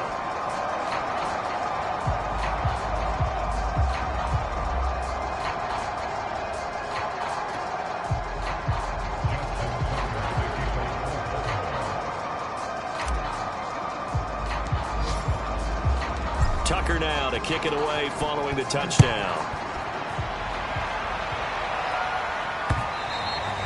And that one will bounce out of the back of the end zone, so we will start here at the 25.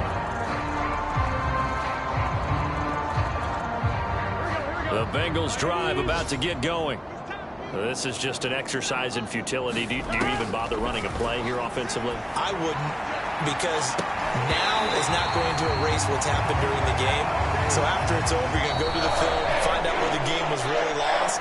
But this is not a situation now where you're going to make up for anything. We'll see what they do here. So the final seconds tick away in this Baltimore victory.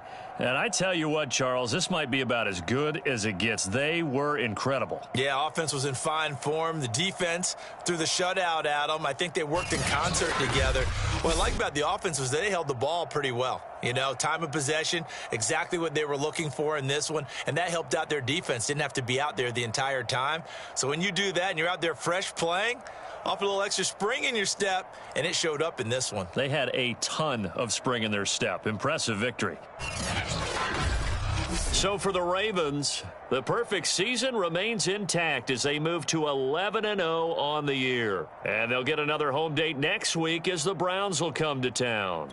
Meanwhile, for Cincinnati, it's starting to look like it won't be their year as they drop to 5-6. And they'll try to rebound next week as they head to Heinz Field to take on the Steelers. So for our entire crew, alongside Charles Davis, I'm Brandon Gaudin. Thanks for watching, everybody. We'll see you next time.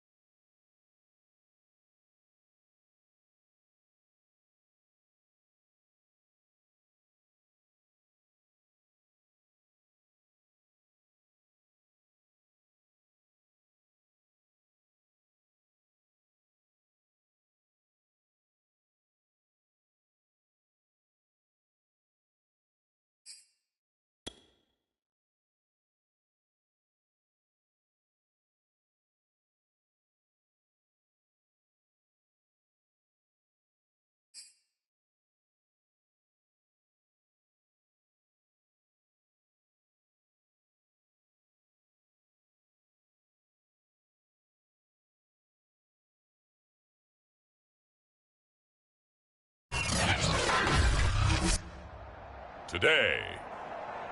From M&T Bank Stadium in Baltimore, Maryland, it's Week 12 of the NFL on EA Sports. They love their crab cakes and they love their football. That's what Maryland does. And we are at M&T Bank Stadium down near the Inner Harbor of Baltimore. Today, it's Week 12 of the NFL season, and we've got a good one in store between the Cleveland Browns and the Baltimore Ravens.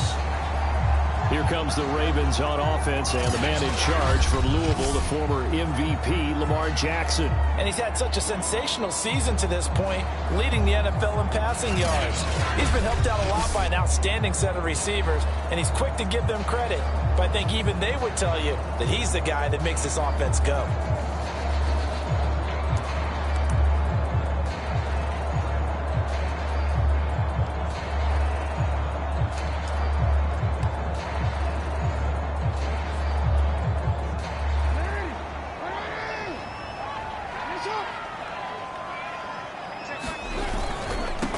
They'll run. This is Gus Edwards. And he'll wind up with about 6 up past the 30 to the 31.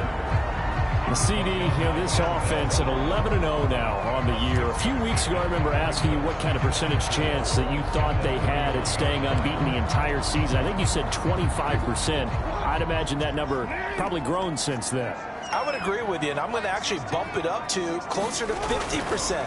Only because they still have some tough games to come, and keeping that focus throughout the entire season, that's been a really difficult thing to pull off. But so far, they've done it, and they've done it well. Well, there's plenty of real estate for him to maneuver on that run, and let's face it, it shouldn't be a surprise. He's one of the better backs in the league. Had to come into this game with the idea, slow him down, otherwise it's going to be a long afternoon.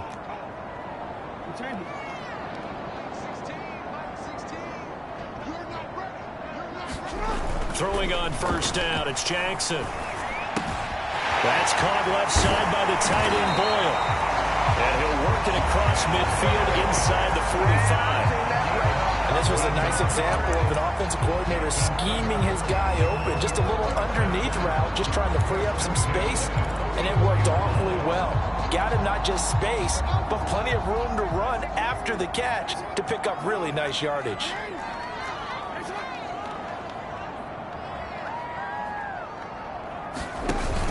On first down, Dobbins. Oh, a heck of a taking it right down Broadway. And all the way in for the Ravens. Touchdown. J.K. Dobbins, 44 yards.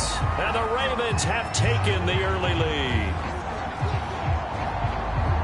Let's make no bones about it. On paper, they're the better team. They're at home. That's a strong opening drive. And just think how many times we've seen this type of a matchup. Just what you said, better team at home should steamroll them. And we've seen it go the other way. Sometimes, though, they buy into it and understand we are the better team. Let's go out and prove it right now. Tucker with the extra point, and it's now a 7-0 game.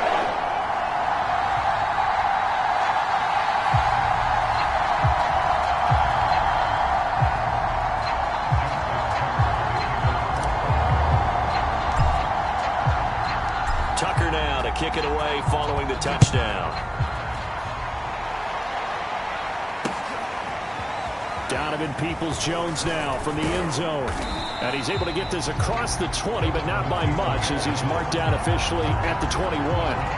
The Oklahoma product, Baker Mayfield, trotting out there now with the rest of this Browns offense. And it felt like in watching the game tape, he got everyone involved last week. He was a manager. He really was. That's a great way to put it, because they ran the ball some, they threw it accurately. One touchdown pass, so he didn't, break the bank doing that, but he didn't throw any interceptions. That's the bottom line. That's why a defense loves a quarterback like that. It doesn't put them in bad situations. And he'll go down at the 26 following a gain of 6. We'll see what kind of mindset they have here offensively after giving up the touchdown on the opening drive. And based on our time with them, prior to this game, I feel like they've got a good mindset going in. In fact, the discussion that we had with the coaching staff was, we may give up some points in this game, so our offense has to be ready each and every time to either equal or try and get us ahead and try and keep us ahead. This is their chance to respond to that first touchdown given up. And he stopped immediately there. No gain on the play that time, and they'll look to convert on what will be a 3rd and 4. Well, this defense for the Ravens, they were very good in a victory a week ago over Cincinnati. And one of the key things you always look for when you're evaluating a defense is how opportunistic are they? How many takeaways do they get per game? And how about last week's game? That number? And the Raven pressure too much. Down he goes. It's a loss of 10 on the sack, and it leads to 4. You call plenty of games in your career. Do you believe in momentum, my man? I do, and I think we're seeing it right here. No, there's no doubt about it. The run that he's been on, how about that? 3 sacks in a game a week ago, and another one right here. Oh, he's feeling it in a big way. So on 4th down, kicking it away here, Michael Pilardi. Back to return it, Christian McCaffrey. Returnable here from the 38. Yeah, he's going to be out of bounds, but not before he takes it inside the 40. Nearly a huge return, as it is. Still a very good one. 24 yards.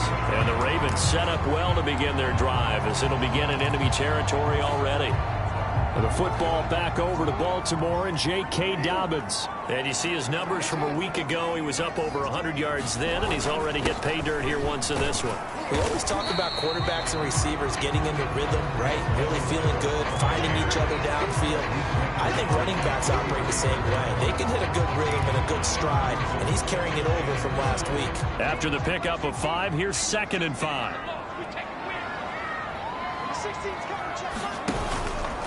Now a handoff for Dobbins. And brought down, but not before they're inside the 25. 62 yards rushing for him as he's got the afternoon off to a great start.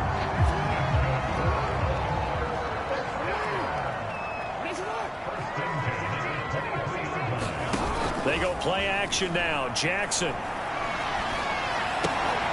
That's complete to the fullback, Ricard. And down inside the 15, shy of the 10. And this is something you don't see too much of. Fullbacks trying to stretch the field. But he does a nice job there getting lost out in space and comes up with a really nice gain. He'll get this down inside the 10 for a pickup of about 3. Well, every now and then we have to let a cliche fly, partner. And in this case, what do they say in the NFL? Your best ability is often your availability. This is an extremely durable kid coming out of Ohio State. Carried the ball every time they even thought about running it. Wore down defenses and able to break big runs late in games. J.K. Dobbins going to Baltimore, an absolute perfect fit. On 2nd down, it's Edwards. And he is into the end zone for a Baltimore touchdown. Gus Edwards with another touchdown, number 24 on the year. And the Ravens are off to a 13-0 first quarter lead. It's not much that's perfect in football, but that's about as close to it as you're going to get. Score, force a punt, score again. And both drives were impressive. The opening drive was, that last one was. Now on the other side, though, what's your psyche? You're really behind the 8 ball. You got to make sure you just hold in there. Survive the early storm, relax a little bit, and try and get back to your game plan. It's way too early for panic. Tucker able to connect on the extra point, and that'll make the score 14-0.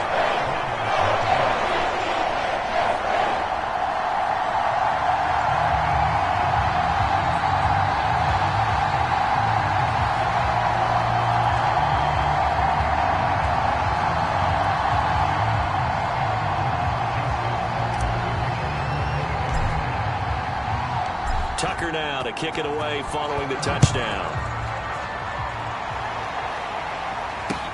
Now Donovan Peoples-Jones. And he had no room to run as he's tackled down inside the 20.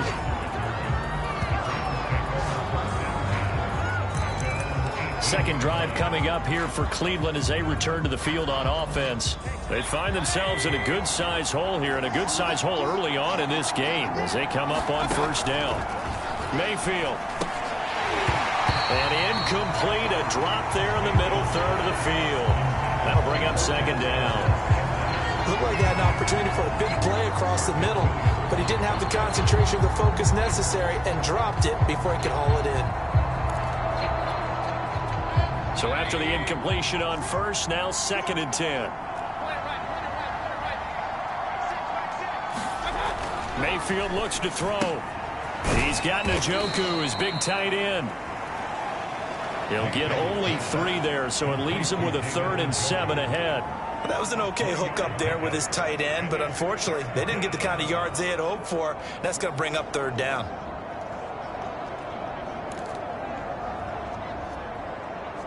So now a 3rd and 7, and defensively, it's a dime look. 6 DBs. Throwing, Mayfield. And his bid for the first down coming up short as he's tackled at the 25. Just a 5-yard pickup, and it leads to 4th down. We hear so often how tackling has become almost a lost art in the NFL game, but it's so important to tackle well on these receivers, especially in a play like this one. 3rd down, they gave him the underneath stuff. You got to go and make the tackle right away. And on 4th down, on is the punt team sending this one away. And the fair catch is made at about the 27-yard line.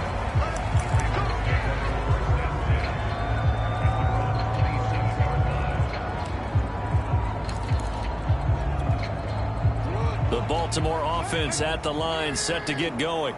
And right now they're saying, hey, let's keep this going. 2 drives, 2 touchdowns. Yeah, can't ask for a better start than that, can you? I mean, this is the way you practice it. This is the way you rehearse it. This is caught inside the 15. And he's in for the score. And his spectacular season continues as he ties the NFL touchdown record. He is phenomenal. Boy, these guys are off to the races, Charles. 20-0 already, extra point pending. Yeah, you always hear that term. They just boat race someone. Heck, it's car race, motorcycle race, plane race, whatever you want. Right now, they are sprinting basketball. 21-0 our score after 1.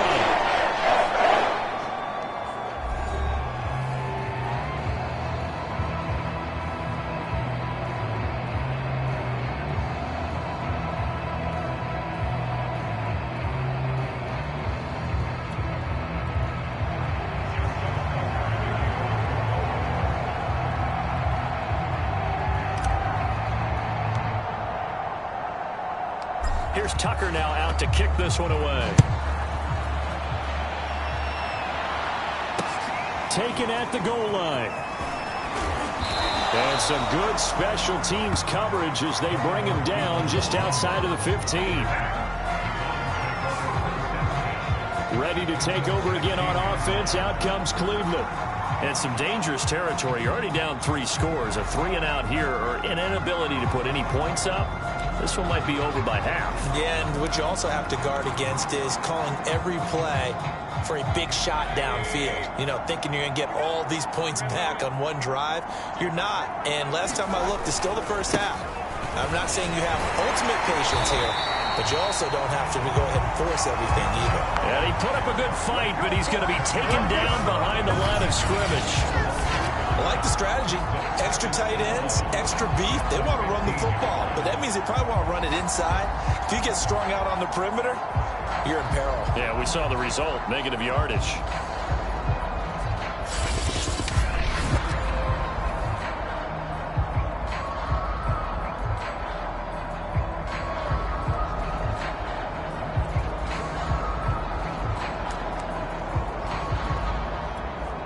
After the loss to start out, here's 2nd and 11. Mayfield hands it off to Chubb. And a short gain across the 15 to the 17-yard line. After getting stuffed on first down, not much better there. 2-yard gain. Some of these play calls, I think they're a little conservative, but you know me, because it's easy to sit up in this booth, right, and make all the calls and think I'm going to be correct. But I would like to see them open things up, because otherwise this defense is going to gang up on the run and shut them down.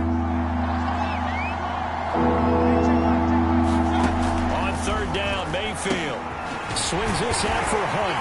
Well, this is going to depend on the spot, but it's not a very generous one. He looks to be about a yard or so short. So they'll get 8 out of that completion, and that's going to make it 4th down. A short gain that doesn't get them the first down brings up a 4th down situation. Really nice job defensively. They knew where the sticks were. They got the stop before it. Here's Michael Pilardi now as he's on to punt for Cleveland. He's been a busy man here in this first half as he gets it away.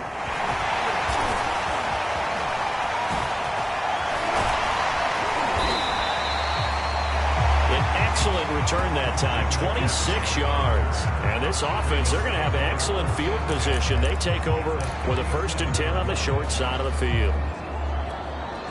Line of scrimmage, the 37 on 1st and 10. They'll run the toss here. Edwards. And they'll wind up getting this one all the way down inside the 20.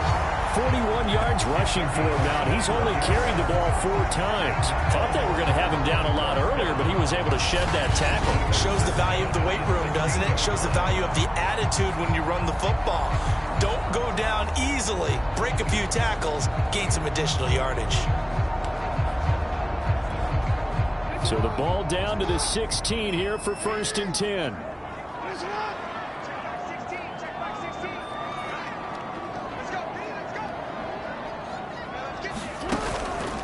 On the counter now, it's Dobbins. They'll take it into the end zone for a Ravens touchdown. J.K. Dobbins with his 2nd touchdown here in this first half. And the Ravens are able to widen their lead here in this first half. Tucker with the extra point, and that makes the score 28-0. Hardly any time taken off the clock there. 2 plays, and they find the end zone for 6 points.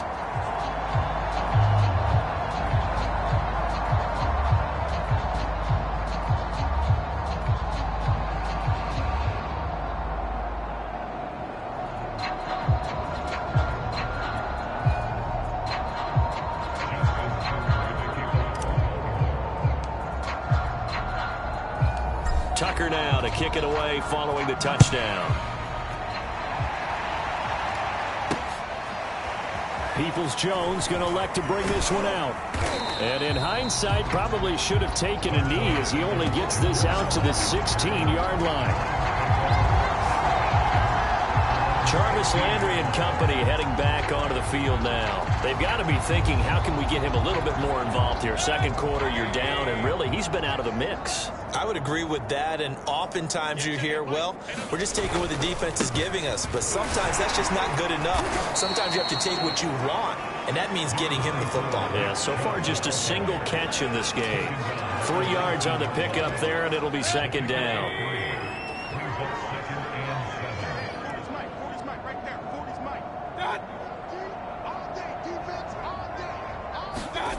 Now Mayfield. And that is taken in by Njoku. And he'll get this one way up just shy of the 45-yard line. When you get a big tight end like this, sometimes it takes more than one man to bring him down. Oftentimes your best bet, just jump on and hold on and wait for your teammates to arrive to help get him on the ground. This offense finding its legs now. Here's another 1st and 10. A first carry now for Kareem Hunt. And he's going to have a Browns 1st down as good running gets him to about the 44. Yeah, they really needed to get something going, didn't they? They had punted on the last 2 possessions. The running game starting to come to the front for them, providing a nice pickup there to keep this drive going. 1st down, Mayfield. That's into a crowd and intercepted. Picked up by Patrick Queen. There he goes, right side. And he will bring this back. It's a pick 6 and a Raven touchdown. second back-to-back weeks now with a pick six for him. He had one a week ago. Talk about being in the groove, and what are the odds of what we're seeing right here? You don't see it happen very often. Listen, if you get a pick six in a season, it's been a big year, let alone back-to-back weeks. I'll tell you this, I wouldn't play cards against this guy in the locker room.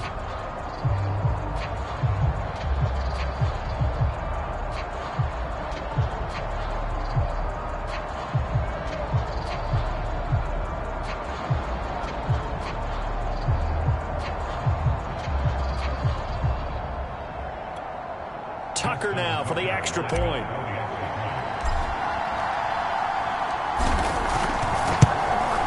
And he's been a busy man, 5 for 5 now as he knocks another one through to extend the lead. After the play there defensively, getting the interception, navigating his way into the end zone for the touchdown.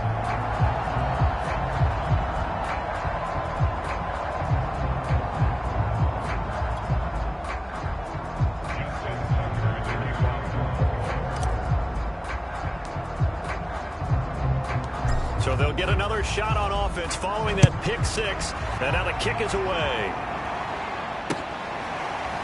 Peoples-Jones going to elect to bring this one out. And he's going to be out of bounds. Here's the run back. Will leave him shy of the 20-yard line.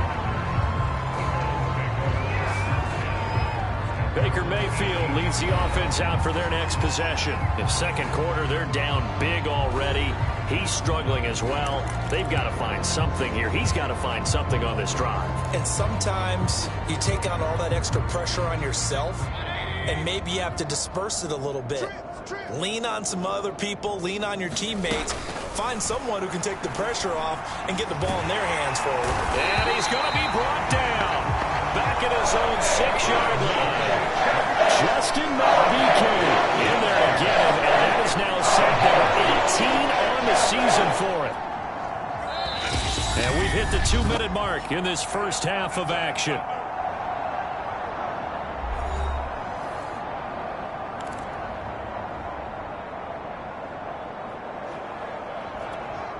A reminder, once we hit halftime, as we do all season, we'll send it down to Jonathan Coachman in Orlando. He'll have all the stats and scores from games in progress around the NFL. The best multitasker in the business, the coach. Looking right sideline, but it's incomplete. Well, as we get ready for third down, let's go back and recap here. The sack on the first play of this drive, that threw a wrench in what they were trying to accomplish because they were compelled to throw the ball on second down. A running play was not in the works. And that incompletion set up another passing down here on third and long.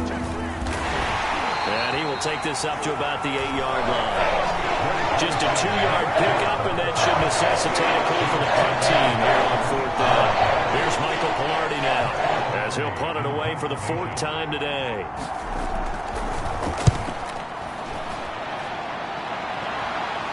Now a fair catch is called for and taken a few yards across midfield. A 40-yard punt, no return, and the Ravens, they'll take over. The football back over to Baltimore and J.K. Dobbins. And he's found the end zone twice, and now I'm guessing he's thinking, hey, let's find it 3 times. And you got to figure from the defensive perspective, how has he gotten there twice? What are we going to do to keep him out for a 3rd time? How do we tighten things down? Because he and his offensive mates, they are really in sync right now. The Raven offense set at the line for this next drive. They are clicking on all cylinders. They seem to be just scoring at will right now, and that's why they've opened up this big. Oh, this is taken in. It's complete. And all the way in for a Ravens touchdown. Kyle Pitts with touchdown number 8 on the year. And the Ravens are able to strike quickly to add on to their lead. That was a nice little setup there off play action for the long touchdown pass. Yeah, I got to tell you, it brings back bad memories for a guy like me as a former defensive back, because in a playbook I knew a long time ago, we described that play pattern as draw pass 9 go, meaning fly pattern after the play action pass, try and hit it for the deep ball, and boy, were they successful on that one. So tough because his speed is so great. You've got to make sure you don't miss any cues or keys in order to try and keep up with it. Draw pass 9 go. That's still a nightmare to this day. Yeah, I still wake up in the middle of the night and feel the guy going past me. extra point, and it is 42-0.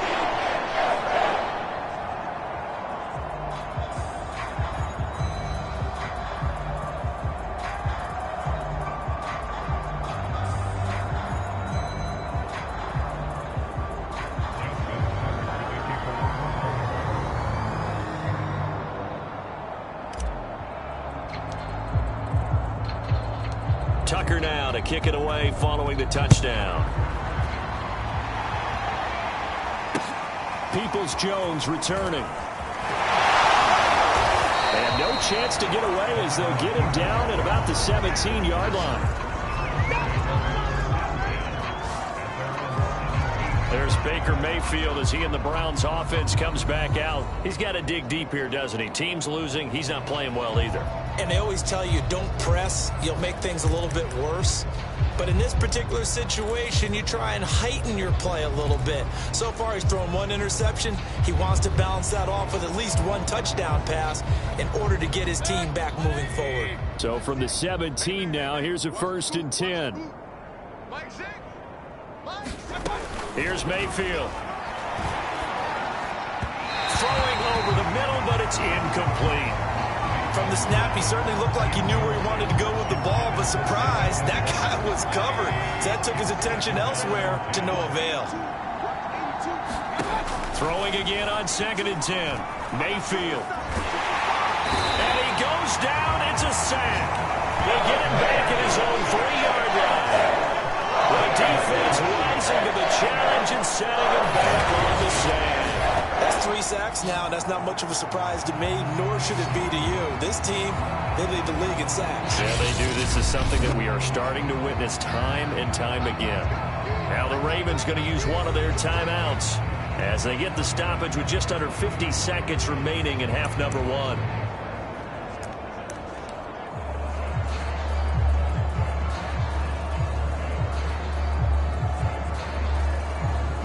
After the sack, they'll come up now 3rd and long. Yeah, I wouldn't be surprised to see them run the ball here just to try and get some space. And indeed, that's what they'll do as they run it here. And he's able to get this one up to the 8-yard line this time. The Ravens going to use the second of their timeouts as they'll stop it with just over 40 seconds to go in the first half. Here's Michael Pilardi now as he's on for the 5th time here today. And he deserves a bronze leg as he gets this one away. Now a fair catch taken just across midfield, maybe by a yard or 2. So a change of possession here on the punt. And possession will switch hands, 1st and 10. Gus Edwards heading back onto the field. He's been good. His guys are winning. So far, the recipe working here in the 2nd quarter. He doesn't like to just tote the rock. He wants to carry his team on his back, and that's what he's done throughout this game. Yeah, he's done that. He'll be hoping to continue that trend.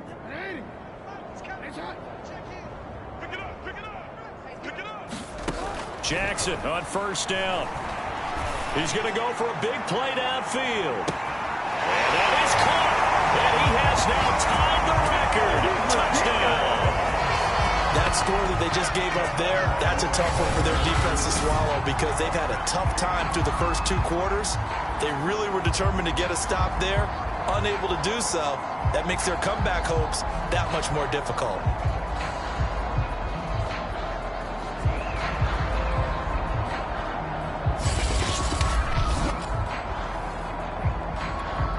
Tucker now to add the point after.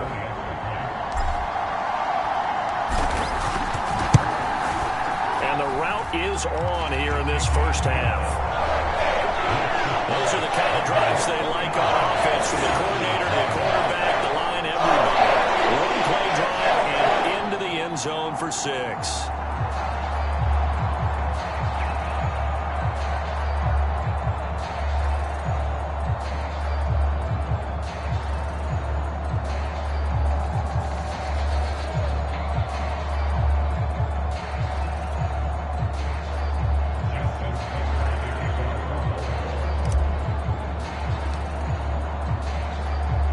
Tucker now to kick it away following the touchdown.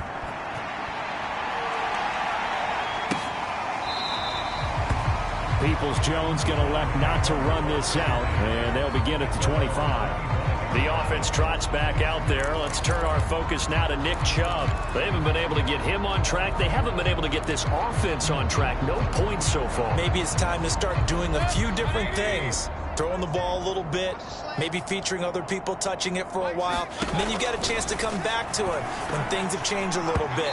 They have to make an adjustment. Well, still time for him here as we sit in the second quarter.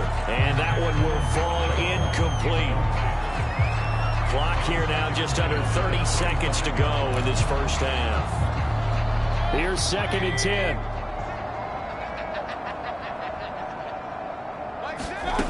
Mayfield now. Down. The Ravens able to get to him. He couldn't get away. He'll wind up losing a dozen yards. A 12-yard loss, and it brings up third. Ravens going to use their third and final timeout as they'll stop the clock with 24 seconds to go in this first half.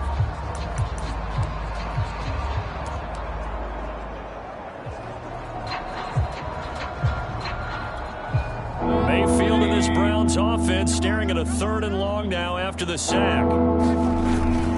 Not wanting to risk another sack, they'll play it safe with a run. And they will get to him behind the line, but they're out of timeouts, remember, and the clock continues to wind down. A loss of a yard, and it brings it 4th. So we've reached halftime here in what is quickly turning into quite a rout. As we'll get you down the coast to Orlando for Jonathan Coachman at our EA Sports Halftime Report. Coach! Okay, Brandon, bye weeks, they're over. We've once again got a full slate of games to get to as we take you around the NFL here in Week 12. And just like that, on we head to half number 2.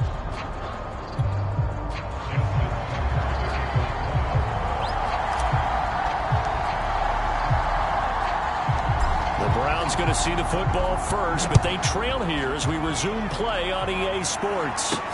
Peoples-Jones returning. And beyond the 20, but not by much. In fact, just a yard pass there to the 21. The Browns offense getting set to go to work here to start the third.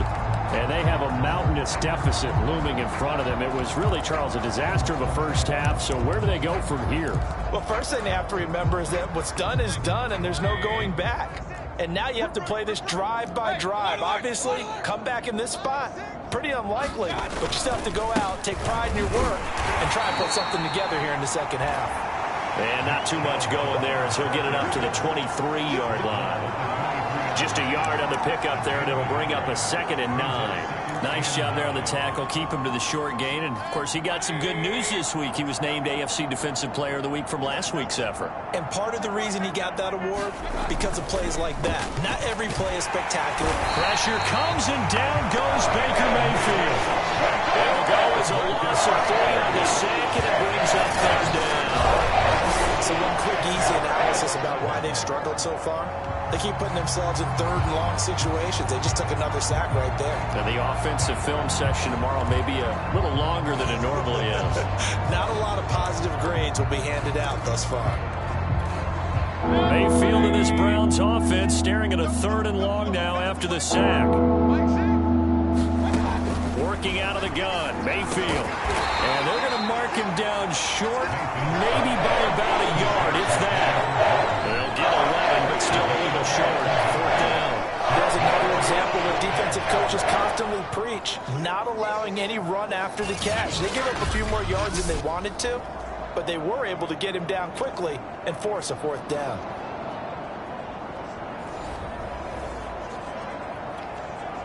Here's Michael Pilardi now, as they're forced to kick for the 6th time today.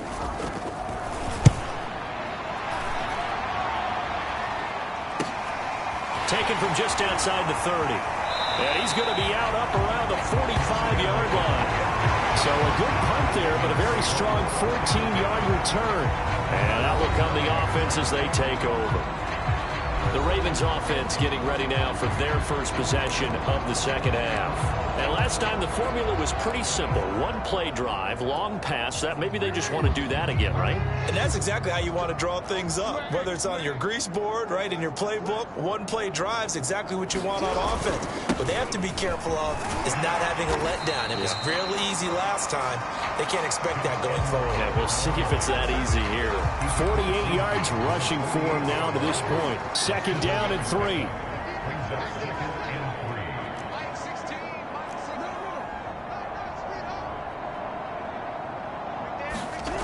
Now it's Jackson. Going for Metcalf on the deep ball. Got a man, it's caught for the Ravens touchdown. DK Metcalf with touchdown number 12 on the year. And the Ravens add on. You have fun with this one, partner? I am. I mean, he's been fun to watch under center. We always talk about, getting to the next level, right? When we see people get into the zone, this guy's in the master class right now. What a performance he's putting on, just carving them up. 4 touchdown passes. Carving him up is right. Seems like everything he throws is going to be a completion and going in the end zone. Now Tucker to add the PAT.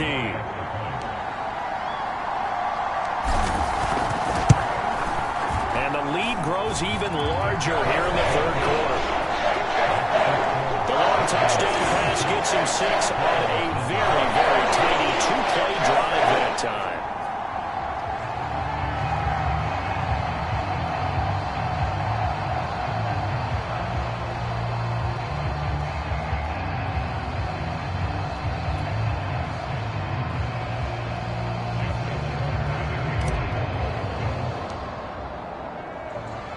Tucker now to kick it away following the touchdown. Peoples-Jones going to elect to bring this one out. And no alley to be found. The coverage was solid, and he's dropped at the 18.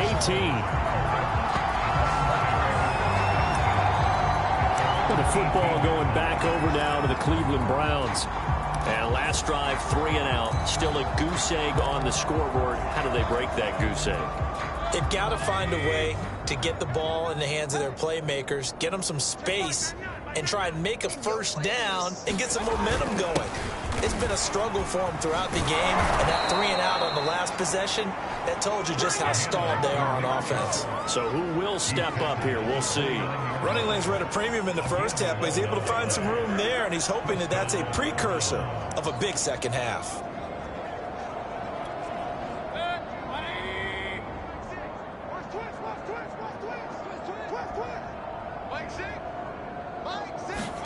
On 1st and 10, Mayfield. And he takes a shot on the release as this will be incomplete.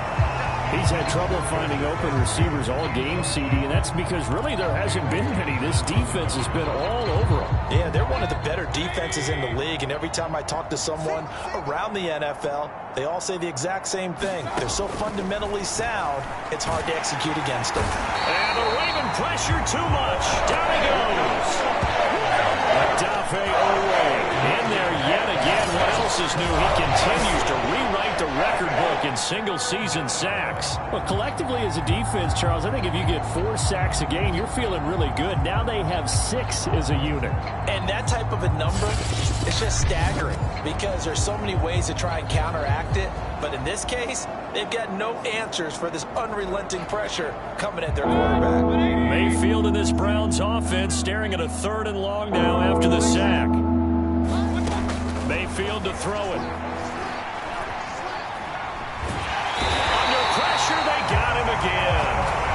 And Dafe Owe picks up his 2nd sack of the afternoon. It's been a tough one all game long for this offensive line. They're already down big, and now you know they're just going to come after the quarterback in a big way, don't you? Yeah, they just can't get out of their own way right now. It's created an avalanche, and an avalanche is coming right on top of them. Here's Michael Pilardi now, standing about a yard deep in his own end zone. And no return on this one as the fair catch is signaled for and taken. They call it 38 yards on the punt, no return. And the offense will take over with a new set of downs. Now the Baltimore offense heading back out onto the field. They are just putting things together so well here, drive after drive. They really have captured the momentum, haven't they? They've taken momentum. He's got a man complete. And all the way in for a Ravens touchdown. Mark Andrews, his 11th touchdown of the year. And the Ravens continue to pour it on. And you know, you and I praise tight ends in today's game a lot for being just like a bigger body wide receiver. Boy, a play that long from that position, you just didn't used to see that as much. No, you were really just counting on the tight end position to catch the football and get what they got on the catch. And now it's the run after the catch that makes them so dangerous. Hard to bring those big guys down when they get rolling. Couldn't bring him down here. Got into the end zone. Tucker now for the extra point.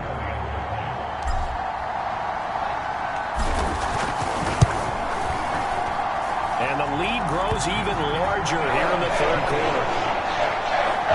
Well, the offense wasn't out there for a long time, but they were out there for a good time. Rhythm play, and they're able to hit pay dirt.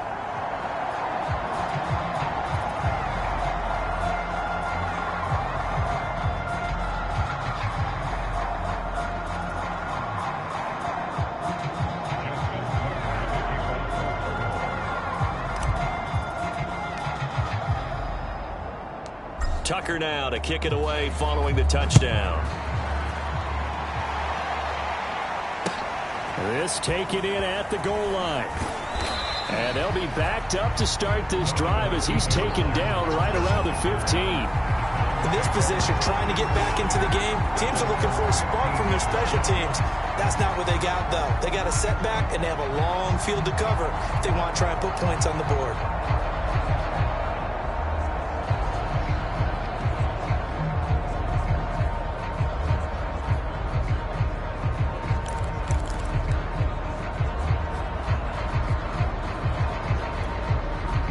Mayfield going to lead the Browns up now, 1st and 10 at their own 15. They'll start with Hunt on the ground. They'll get him to the ground at the 20 following a pickup of 4. Well, on every play call, you realize it's not going to go for a touchdown, so a lot of your calls are setting things up for maybe later in the game, trying to establish the inside run with toughness now, hopefully get to the perimeter later, and let's face it, you could do worse than a 4-yard run on 1st down. To throw on 2nd and 6. Mayfield looking for Landry, and it's intercepted. Picked off by Marcus Williams. And he will bring this back. It's a pick 6 and a Raven touchdown. Now remember, this is the #1 defense in the National Football League. There's a good example of why. Shows that they set an aggressive tone, not just stopping the run, not just getting after the quarterback, but the ball's in the air. They treat it like they're the receivers, and they went after that one and took it all the way. Tucker now to add the point after.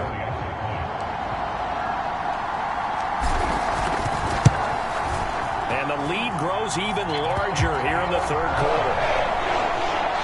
So the defense creating some points, not only getting the interception, but then returning it to the end zone for the pick 6.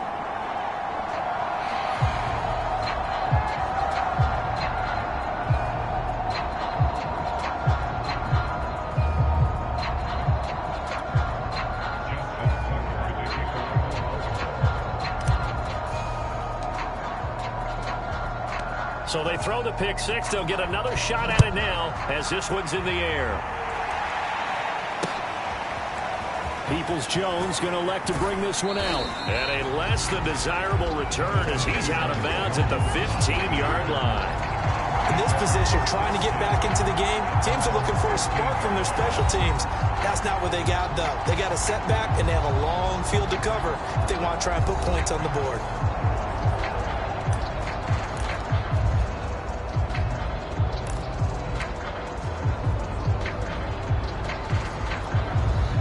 Mayfield going to lead the Browns up now, 1st and 10 at their own 15.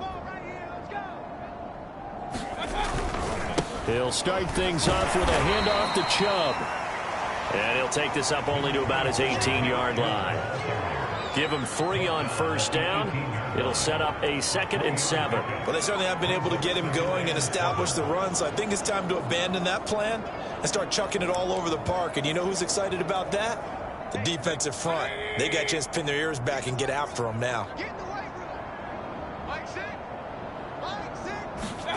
On 2nd and 7, Mayfield. And the timing a bit off that time as that one falls to the ground. I think he's a little trigger happy right there, and it turned into an ill-advised throw into their zone. Well, we know he has confidence. He'll throw it any place, anytime, anywhere. That time it fell incomplete. These guys have punted 4 times already, and they're staring at a 5th, barring a conversion here on 3rd down. And Mayfield again with the interception, his 3rd. Picked up by Patrick Queen, and his guys will take over at the 25-yard line. And right about now, you start to think, and maybe they're starting to think, gosh, maybe points aren't going to happen for us in this game. Well, it's a thought that is worth having because so far in this game, this defense has not just had the upper hand. They've appeared to be a step ahead, maybe even 2 steps to everything they've done. They've had an answer for everything this offense has thrown at them. Edwards now on 1st and 10. And give him about 3 as he gets it down to the 22-yard line. Not a whole lot there. The defense was ready, it looked, for that run-pass option. You get the sense that next time he has that opportunity, he may keep it himself and get to the perimeter. Probably owes his back a little bit of an apology on that one, huh? 3 yards on that last carry. Here's 2nd and 7. Jackson on the give to Dobbins. Fighting through. And on this one, he'll get to the 15, right at the 15-yard line. 88 yards for him on the ground now as he has been terrific here this afternoon. Now Jackson on 1st down. Under pressure, and he'll go down. Back at the 26-yard line. Looking to speed things up here, going with some tempo. Flushed out right. Breakdown defensively there as the scramble is going to set him up with a much more manageable 3rd down. We have played 3 quarters. You're watching the NFL on EA Sports. Back now in Baltimore. And this is a blowout so far as we get set for the 4th quarter. A very one-sided affair. On 3rd down, Jackson being chased out left. And he is into the end zone for a Baltimore touchdown. Lamar Jackson, a 12-yard touchdown run. And the Ravens add on to their lead, and it's looking like that win streak is going to extend another week. This defense, so many things to worry about in the red zone area, but you'd have to almost think that Lamar Jackson running the football, that might be number 1. It should be number 1, and in this portion of the field where things shrink a little bit because the receivers can't run past anyone because they'll run out of real estate, you should have all eyes on Lamar Jackson when the ball is snapped and try and keep him back in the pocket. Yeah, I don't think that they were surprised he was running it there. They just couldn't stop him, and he ends up in the end zone.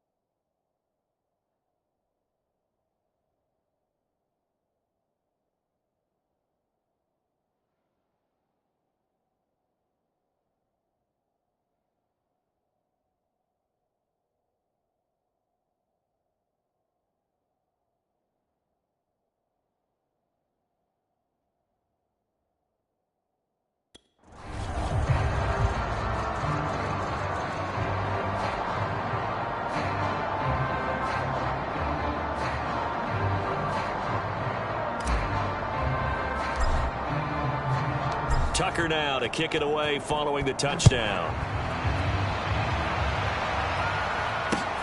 This fielded right at the goal line. And up deep in his own territory, he coughs up the football. And it's picked up by the Ravens. Oftentimes when we talk about piling on in any subject, it's a negative. In this case, for this team, it's a real positive. Just scored. Now they go down, knock the ball free, get it back. They got a chance to really increase their lead and put themselves in the driver's seat. On the other side, a little insult added to the injury. They're in a bad spot. They'll run on first down. Dobbins. And he's able to break out of one tackle, but then quickly brought down. Jadeveon Clowney there on the stop. 2nd and 5.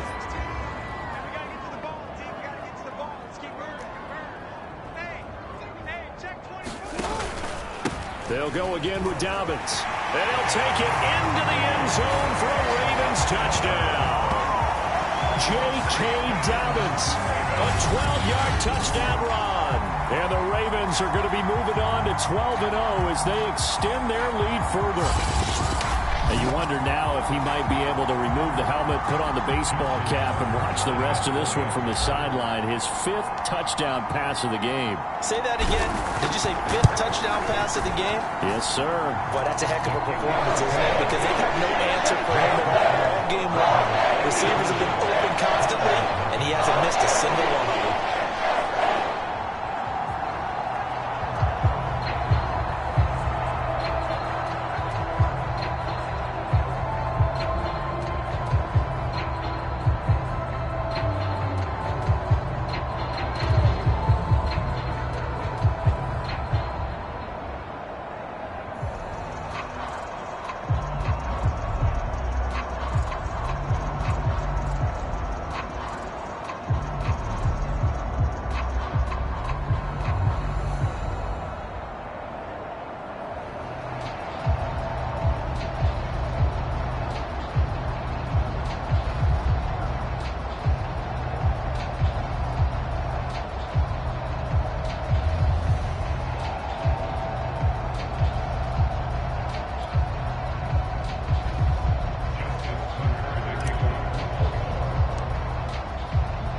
Tucker now to kick it away following the touchdown. Taken at the goal line. And not much happening on the return as he'll get this to about the 23.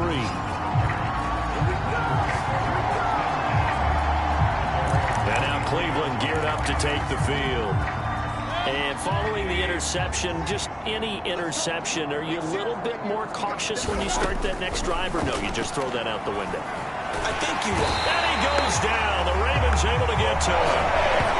Odafe Oweh getting him once again, his 3rd sack of the afternoon. That right now, that's a defeated team out there. I think you can see it totally in their body language. Hands on hips, heads low. It's just been a struggle from the start. Yeah, this team has been thoroughly beaten right from the word go. Throwing on 2nd and long. Mayfield. And that one going to be off target and incomplete. You definitely won't like to hit on that one because now you get 3rd and long showing up, and you just know defense is going to be getting after it. They are pinning their ears back, and they are coming. His hands on it, couldn't bring it in. Pretty symptomatic of how this game's been going. Well, it just seems like all game long there hasn't been a lot of sync quarterback to wide receiver on this side of the football. They haven't been on the same page, quarterback and receivers. Heck, they haven't been on the same grease board when you draw plays up. They haven't been on the same Surface tablet that you look at on the sidelines. Nothing's worked for them. They've got to find a way to start matching each other's movements. Baltimore's offense set for this next possession. We find ourselves here in the midst of a one-sided affair. A lot of fill time down the stretch, Mr. Davis. So we could talk about food because that is something that you and I both enjoy. We share that. We enjoy our time at the table. So maybe the best steakhouses in the city, but in all seriousness, the performances that we've seen this year, we've seen a bunch of great ones. And this is caught. Touchdown. Jalen Waddle standing alone with a new NFL record, 32nd touchdown. And the Ravens stretch this fourth quarter lead even further, and they are closing in on win number 12 of the season. Now Tucker to add the PAT.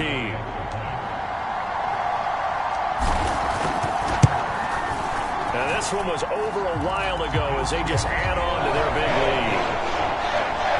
They certainly made quick work of that, ultra-quick work. One of the fastest drives you'll ever see, just one play resulting in the touchdown.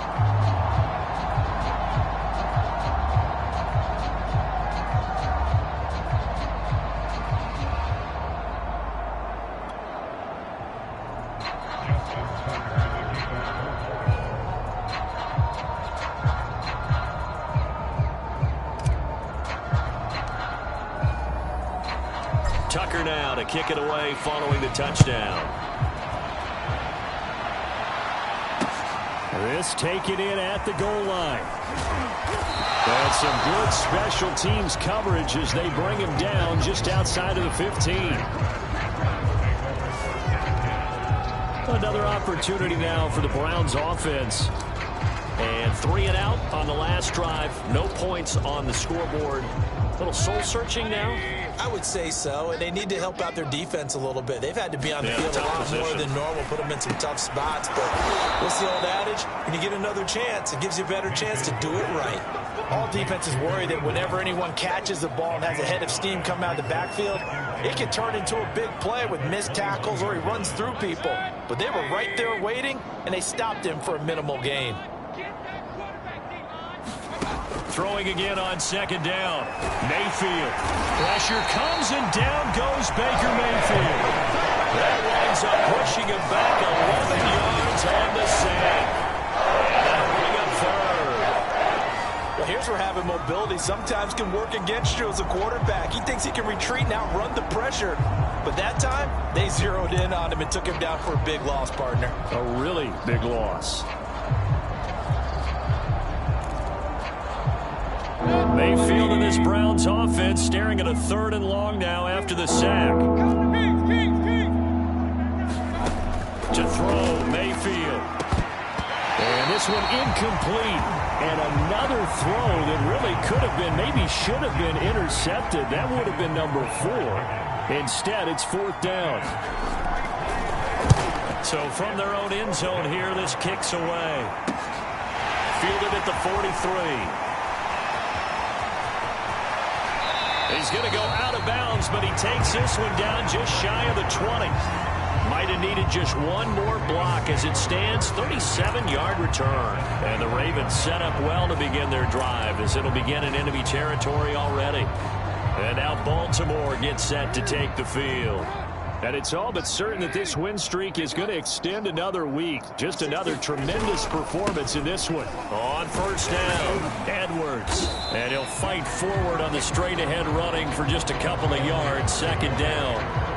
When we talk about defenders, specifically linebackers, keeping their eyes in the right spot, he had that eye down the entire time. And you know that's not easily done because they throw a lot of misdirection at you. They try and fool you and get your eyes in the wrong place. But you're right about that one. He correctly figured that one out and made a really nice play. I know we're in the era of wide-open football, a lot of spread formations, more space, but there's still a spot for power football. We just saw some of it right there. How about that run? Yeah, breaking the tackle, and, you know, late in this game, he wants the football in his hands. He's had a good day.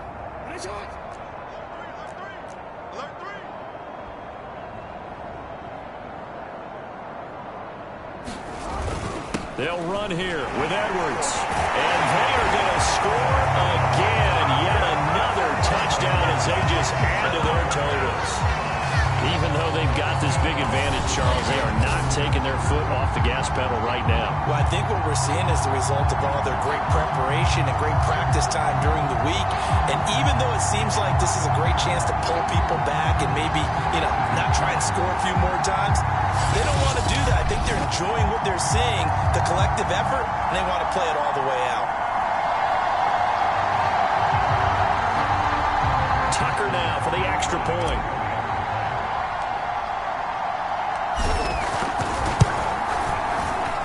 Now This one was over a while ago as they just add on to their big lead. Scoring summary, 3-play drive. And it was polished off by the Gus Edwards touchdown run.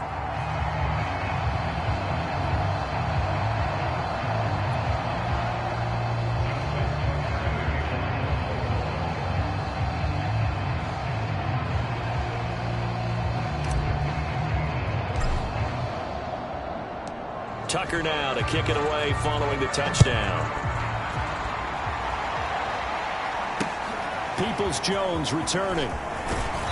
And some good special teams coverage as they bring him down just outside of the 15. Heading out as a Cleveland offense now as they get set to take over here. And still no points on the scoreboard. You're coming off of the 3-and-out. They're just looking for anything to grab onto right now, aren't they? I'm wondering if someone's going to take charge in the huddle. You know, we always look to the quarterback, but sometimes it's another player on the team, a star, a veteran, someone with some excitement and energy. It's like, all right, guys, let's shake things up and let's go, because they still have an opportunity to make things happen. Shake it off. Oh, he dropped it. And that's pretty indicative of the way this one's gone. This has been a rough one, to put it mildly, for him. And after this one's done, you just feel like at the post-game press conference, this team's going to have a lot of questions and definitely not a lot of answers. To throw once more on 2nd and 10. Mayfield. And he coughs up the football near his own goal line. And what else could go wrong at this point? This is going to be a defensive touchdown as they keep piling it on. Once that ball was loose, the question was, would this be 2 or would it be 6? It's 6. The defense able to pounce on it. And for the offense, the training didn't really kick in, did it? Once that ball comes loose, you've got to get on it, make sure that you recover it, or make sure you punch it out of the end zone. Anything but give it to the defense to score a touchdown. Tucker now to add the point after.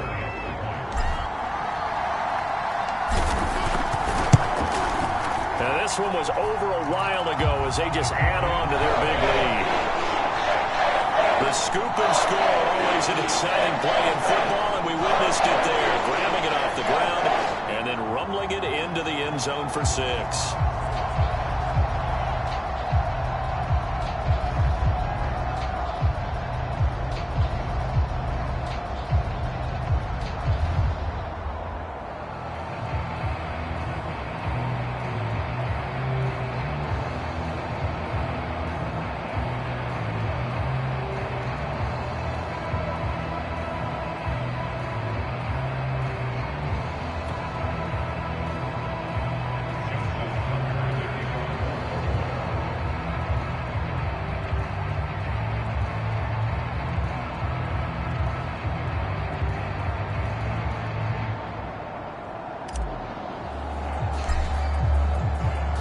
And you can bet they're preaching 2 hands on the ball here as the kick's away following that fumble return. Peoples-Jones returning. And some good special teams coverage as they bring him down just outside of the 15. Cleveland offense making their way out. And they weren't on the sidelines for long, but I'll tell you what, I'm glad you and I weren't down there. We could hear them, the coaches from all the way up here. They were adamant, you've got to hold on to the football or else we have no hope. Yeah, it's easy for me to laugh sitting up here, but you're exactly right. If we were down there, that message would have been received a whole different way, because turnovers, they've been a big problem for them. Got to take care of the football. Got to hold on to it. Mayfield going to lead the Browns up now, 1st and 10 at their own 16. They'll come out throwing here to start the drive. Open man is Higgins. 3 yards the gain there, 2nd down.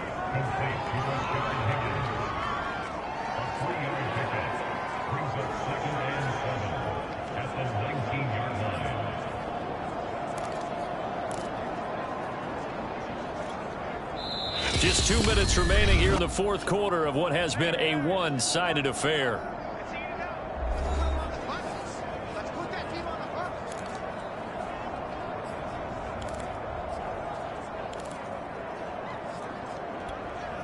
So the Browns in possession of the football here as we get you reset. They're looking at second down now as they search for a consolation score. And his pass is intercepted for the 4th time today. Picked off by Patrick Queen. And he will bring this back. It's a pick 6 and a Raven touchdown. Defensively, they've had their way in this one. That pick 6 makes that scoreboard even more lopsided. I remember talking with a guy in the league, and I said, what do you do when the game's like this? You know, it's pretty much over. You ready to go to the bench and hang out? He said, oh, heck no. I want to stay on the field. I might get some stats. I might get a pick or two. You like being out there at the end of these wide margins. When they have to throw it, that gives you more opportunities to go get it. Tucker with the extra point, and that will extend this big lead. Play there defensively, getting the interception, navigating his way into the end zone for the touchdown.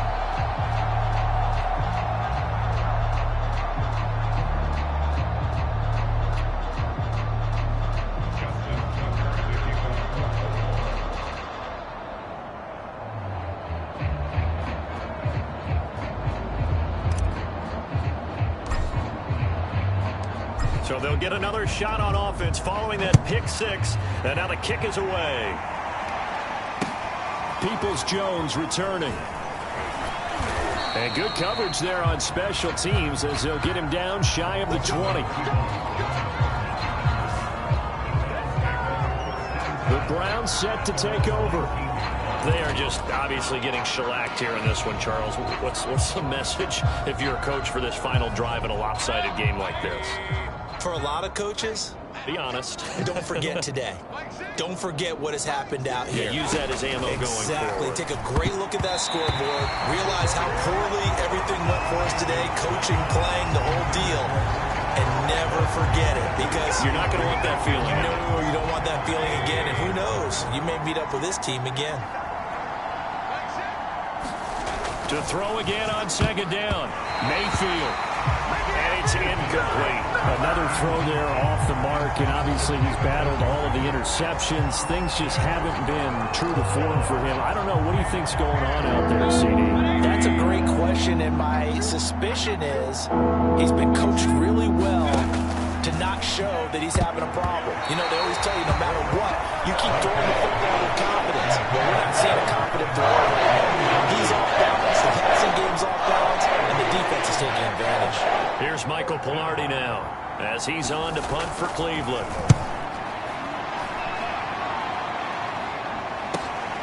And taken right on the 30.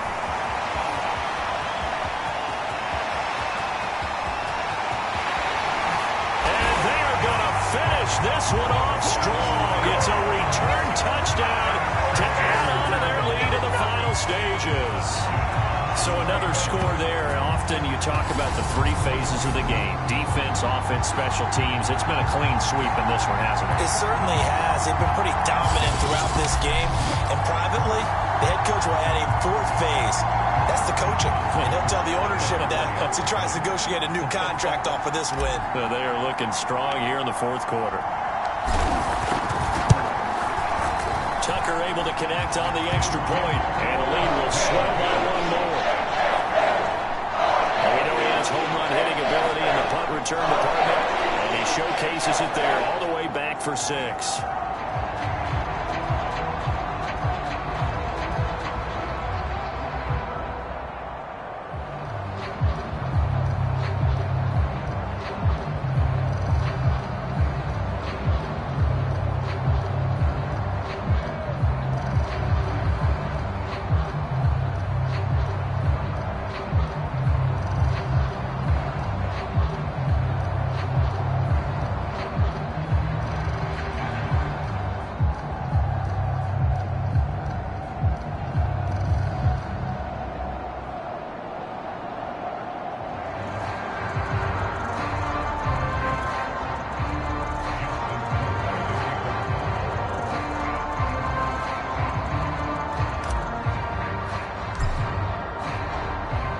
So after surrendering the punt return for a score, let's see what they can do in turn on this kickoff. Peoples-Jones returning. And he had no room to run as he's tackled down inside the 20.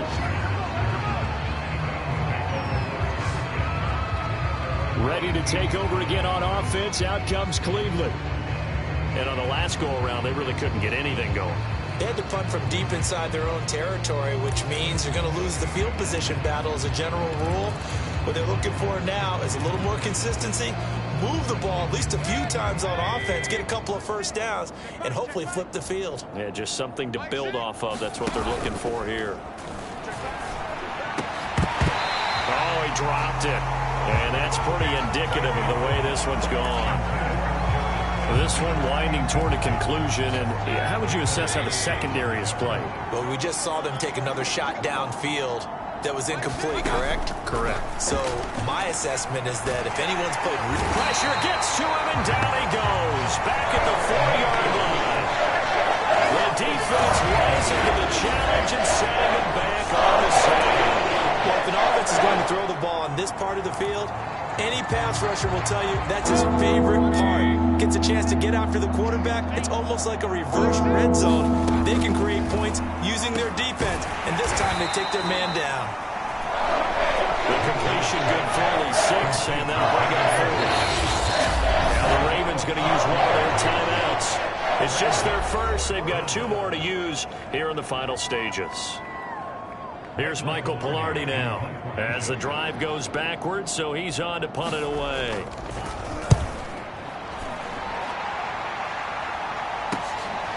And he'll take it just outside the 40. Dances by him.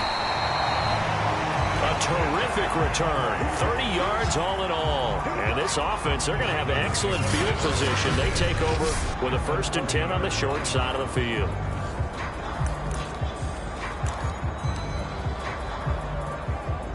Baltimore about ready to go on offense.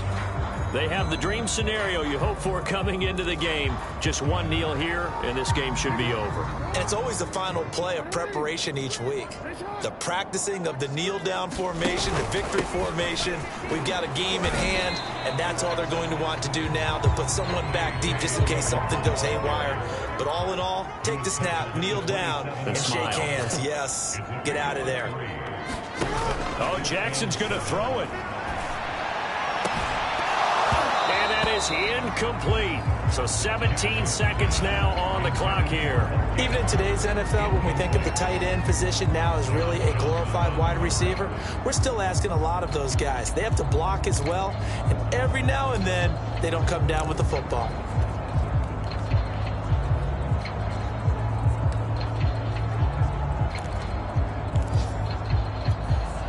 They got to get to the 20 to keep the drive alive on 3rd down.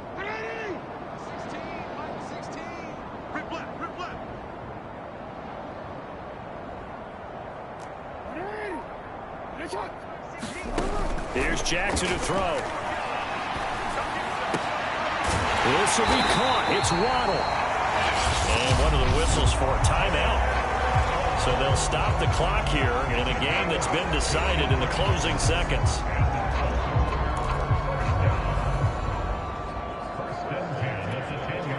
So not quite a 1st and goal. It's 1st and 10 from the 10. Jackson. They set up the screen for Dobbins. And he will get into the end zone. It's another touchdown. This thing is ugly. Well, this is long since over, and some might see this as overkill. But remember, this is a team that puts on the hard hats, grabs the lunch pail, and tells everyone, we're going to give you a full 60 minutes. And that's exactly how they're playing this one out. Now Tucker to add the PAT.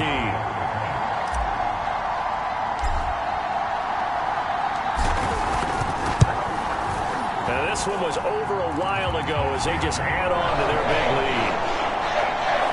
A drive there in just 4 plays. And it's capped off with a Ravens touchdown.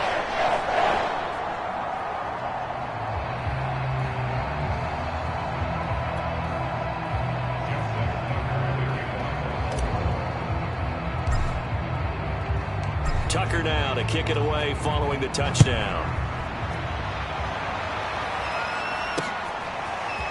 Peoples-Jones going to elect to bring this one out.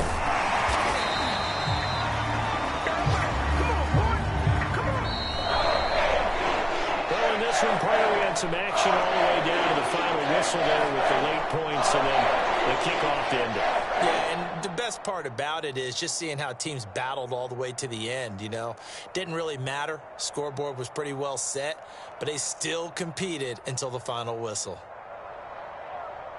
So for Baltimore, the streak continues as they push their mark to a perfect 12-0 now on the year. And they'll hit the road next week to take on the Buffalo Bills. Meanwhile, for Cleveland, we'll see how this affects their playoff standing as they fall to 7-4 now on the year. And they'll look to get back in the winning column next week as they head to Foxborough to face off against the New England Patriots. I'm Brandon Gaudin. Certainly have to thank Charles Davis, my broadcast partner, and our entire crew. We'll catch you next time right here. It's the NFL on EA Sports.